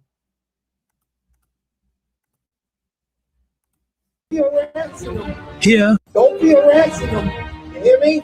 Don't be harassing them. Here, amid the calm waters of Marco Island, Florida, one might expect the day's greatest predator to emerge from beneath the surface. Instead, it arrives from the parking lot. A mature female of the species, known to local observers simply as Gummy, has detected a far more pressing ecological concern. Several juvenile anglers enjoying themselves. They told me what you did. Yep, they helped it out. I don't care what they did. Mind your business. Don't you talk to my grandkids. You have no right. Gummy quickly appoints herself Florida's acting Secretary of Fisheries, issuing corrective guidance no one had the foresight to request. The supervising elder declines the appointment entirely, and within seconds, the exchange acquires the unmistakable energy of two boomer shopping carts magnetically drawn together by decades of unexpressed parking lot rage. Gummy then offers a reply so perfectly seasoned with entitlement that even the nearby bait begins to spoil. I have every You have no right. It says to put them back. You have no right. Then they shouldn't be breathing Get at the the same fuck out time. of here. Whether Gummy's observations possess any biological merit will no doubt be determined by the thousands of credentialed keyboard ichthyologists soon to convene in the comments. From our vantage point, however, the juveniles appear guilty only of the increasingly uncommon act of standing outdoors, catching fish instead of dopamine. Gummy then unveils the rather puzzling assertion that they shouldn't be breathing, a hypothesis not currently supported by mainstream respiratory science. The supervising elder responds with the traditional territorial display, politely suggesting that Gummy vacate the habitat and mind her own ecosystem. Yeah, get out of here, Karen! I don't. At this moment, the young camera operator, presumably a brother or cousin, judging by the pitch-perfect blend of concern and delight, correctly identifies the specimen as a Karen in open water. This appears to trigger both boomers into a full Earl Weaver Billy Martin Mound conference, minus the uniforms, minus the tobacco, and somehow with even less interest in de-escalation. You don't own this place! You don't own this fucking I Gummy then reminds angry Grandpa that he does not, in fact, own public property, a revelation likely to surprise absolutely no one present. Angry Grandpa, now operated by decaf rage and boat ramp sovereignty, counters with a threat which, unfortunately for him, assumes all her teeth are permanently installed. And there it is. The name Gummy revealed not through storytelling, but via flying dentures and airborne nostalgia. Angry Grandpa, caught off guard, reacts with a quick defensive Vulcan wrist maneuver. Gummy, unfazed, lets out a sharp, exaggerated yelp as if she's being attacked. Technically true, but delivered with incredible theatrical flair, and doubles down with confrontational energy, turning a simple fishing dispute into a generational clash between boomer stubbornness and equally unyielding boomer defiance. What began as a petty argument spirals into a chaotic standoff, leaving behind more noise than resolution, and a lingering reminder that sometimes no one really wins, but everyone leaves louder than they arrived. Yeah, these are funny, dude. Those are funny. Prometheus is going to come up, man. Waiting for him to hit the link. Gonna get you, Stanley. Fuck around with the wrong person, Stanley.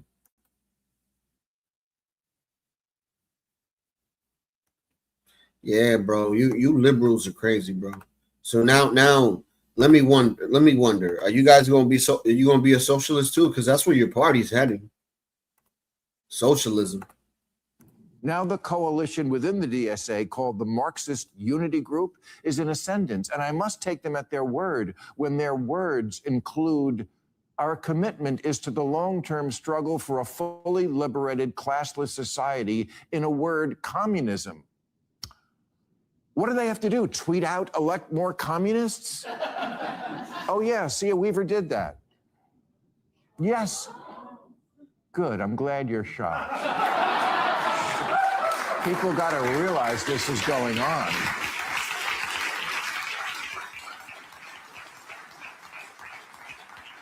Yes, my vote is in play. I'm not voting. Now the coalition within the DSA, called the Marxist... His vote is in play, baby. His vote is in play, man. I mean, he don't influence too many people, but like I said, his vote is in play. Who is to say that there might be boomers like Stanley that say, I'm not definitely voting for no socialism. I've never risked my life to go fight in the Navy, you know, for me to be a socialist. What's up, buddy? Yo, I appreciate the support and the love, man. One stack, okay? Bitch ass Stanley, okay? 2 stacks, bitch ass Stanley, okay? Yeah, nigga. There we go. That's what I'm drinking, bitch ass nigga. Fuck out of here, boy. Fuck out of here, boy. Fuck out of here, boy.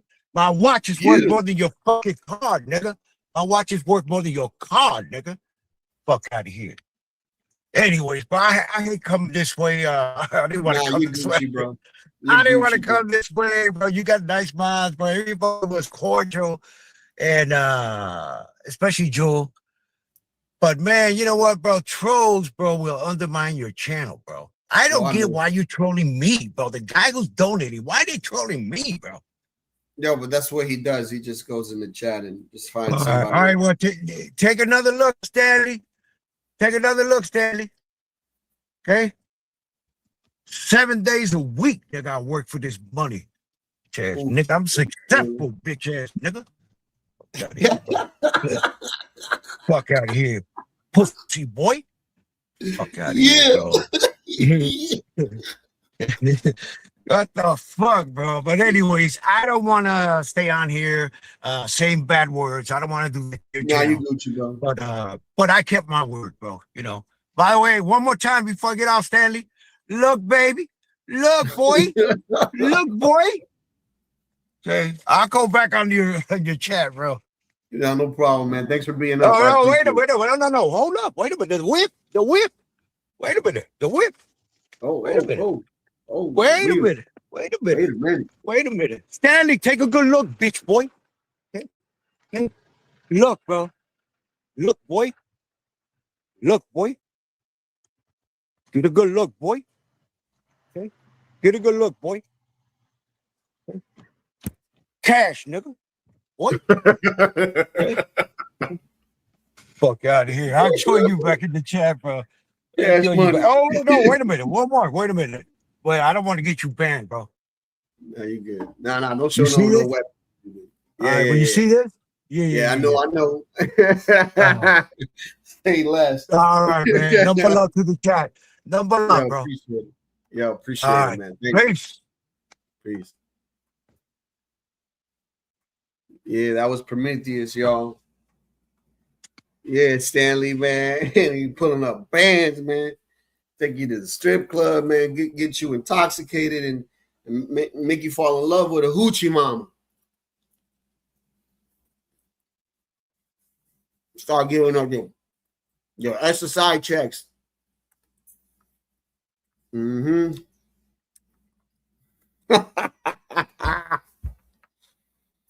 That shit was fucking hilarious. All right, let me play one more of let me see. I think I got something over here. Oh no, I don't. Oh, I thought I did, but I don't.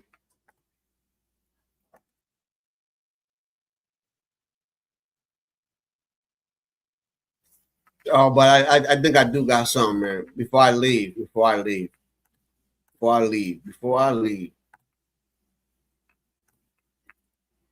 Yo, Palomino.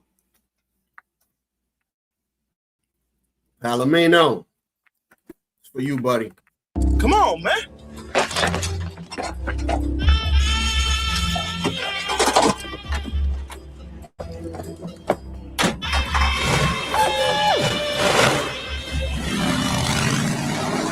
Come on, man.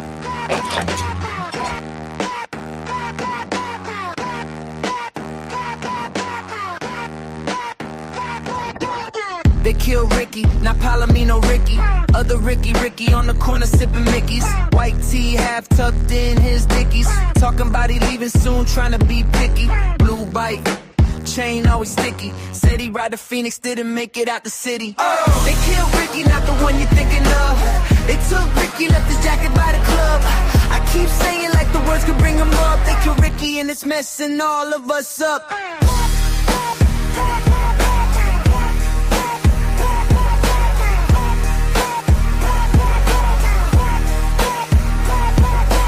Mama by the screen door, hands on the frame. Asking which one, we can't say the name. Not the cousin at the lake, not the fool who always jokes. It's the quiet one, eyes heavy with the smoke. News van outside, wrong face on the screen. Wrong nickname, running like this some small thing. They killed Ricky, not the one you're thinking of. They took Ricky, left his jacket by the club. I keep saying like the words could bring him up. They killed Ricky and it's messing all of us up.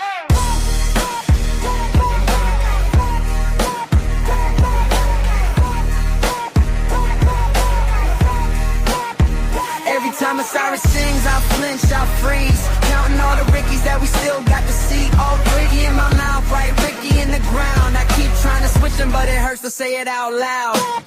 They killed Ricky, not the one you're thinking of. They took Ricky, left his jacket by the club.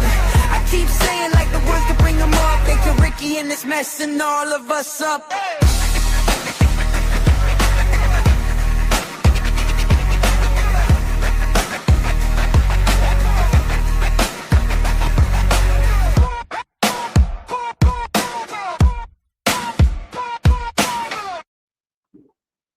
Yeah, that scene was when they killed Ricky, you know, and they had a ride for Ricky, bro.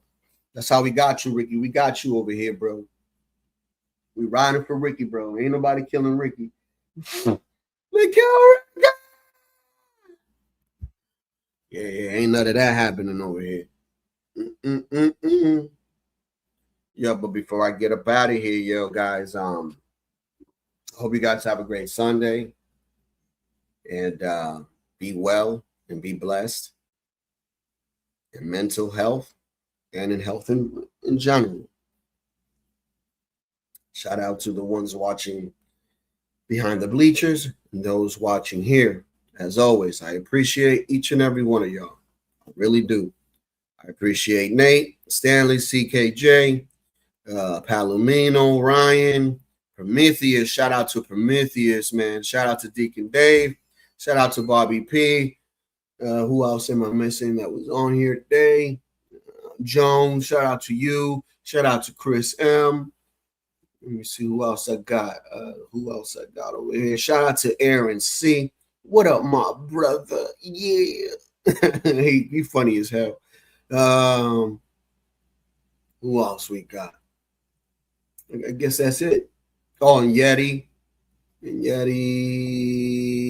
there's been a couple people over here, man. Oh, Brian Nichols, Mr. Suit and Tie himself. Yeah, man. And RLM, shout out to you guys, man. I appreciate you guys as always. But Latino has to go. And before I do, I'll play the 90s song because I know most of you guys like that song. So I'll do that for you guys and I'm out of here.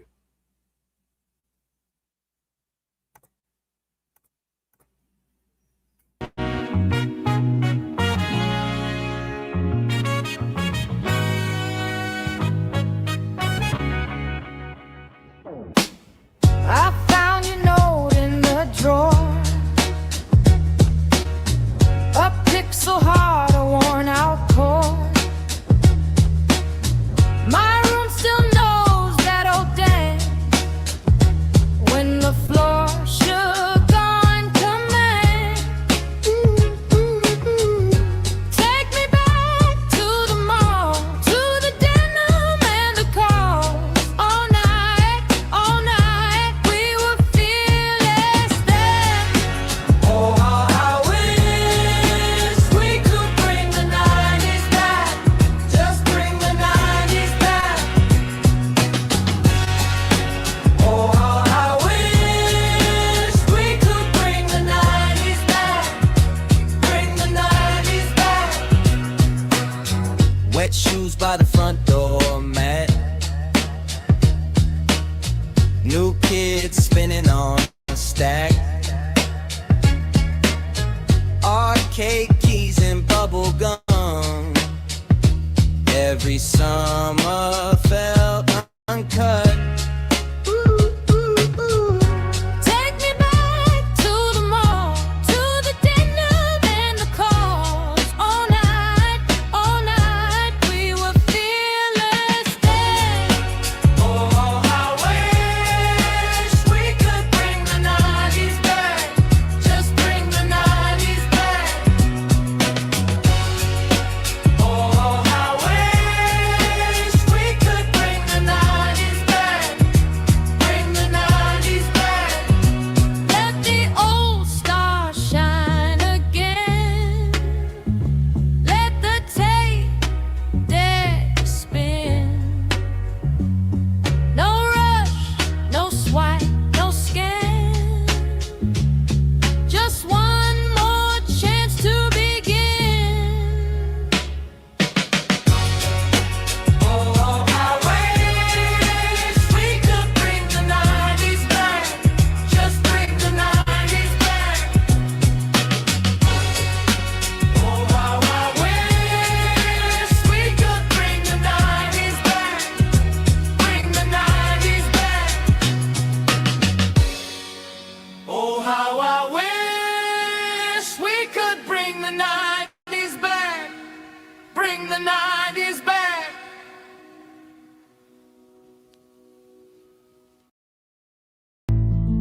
When you can't do the activities you love, you can't be you. 3 out of 5 young adults experience early onset arthritis. Negro can help. Negro increases cartilage and strengthens muscle tissue in the knees so you can feel like you again. Don't be a slave to joint pain. Free yourself, and the results will be noticeable. Hey, that guy's using Negro. Hey, Negro. Negro. Hey, Negro. Negro. Look at him go. Negro, get back to what you do best. Get back to you. Negro, please. Negro is available only by prescription. Consult your doctor to see if Negro is right for you. Negro, please.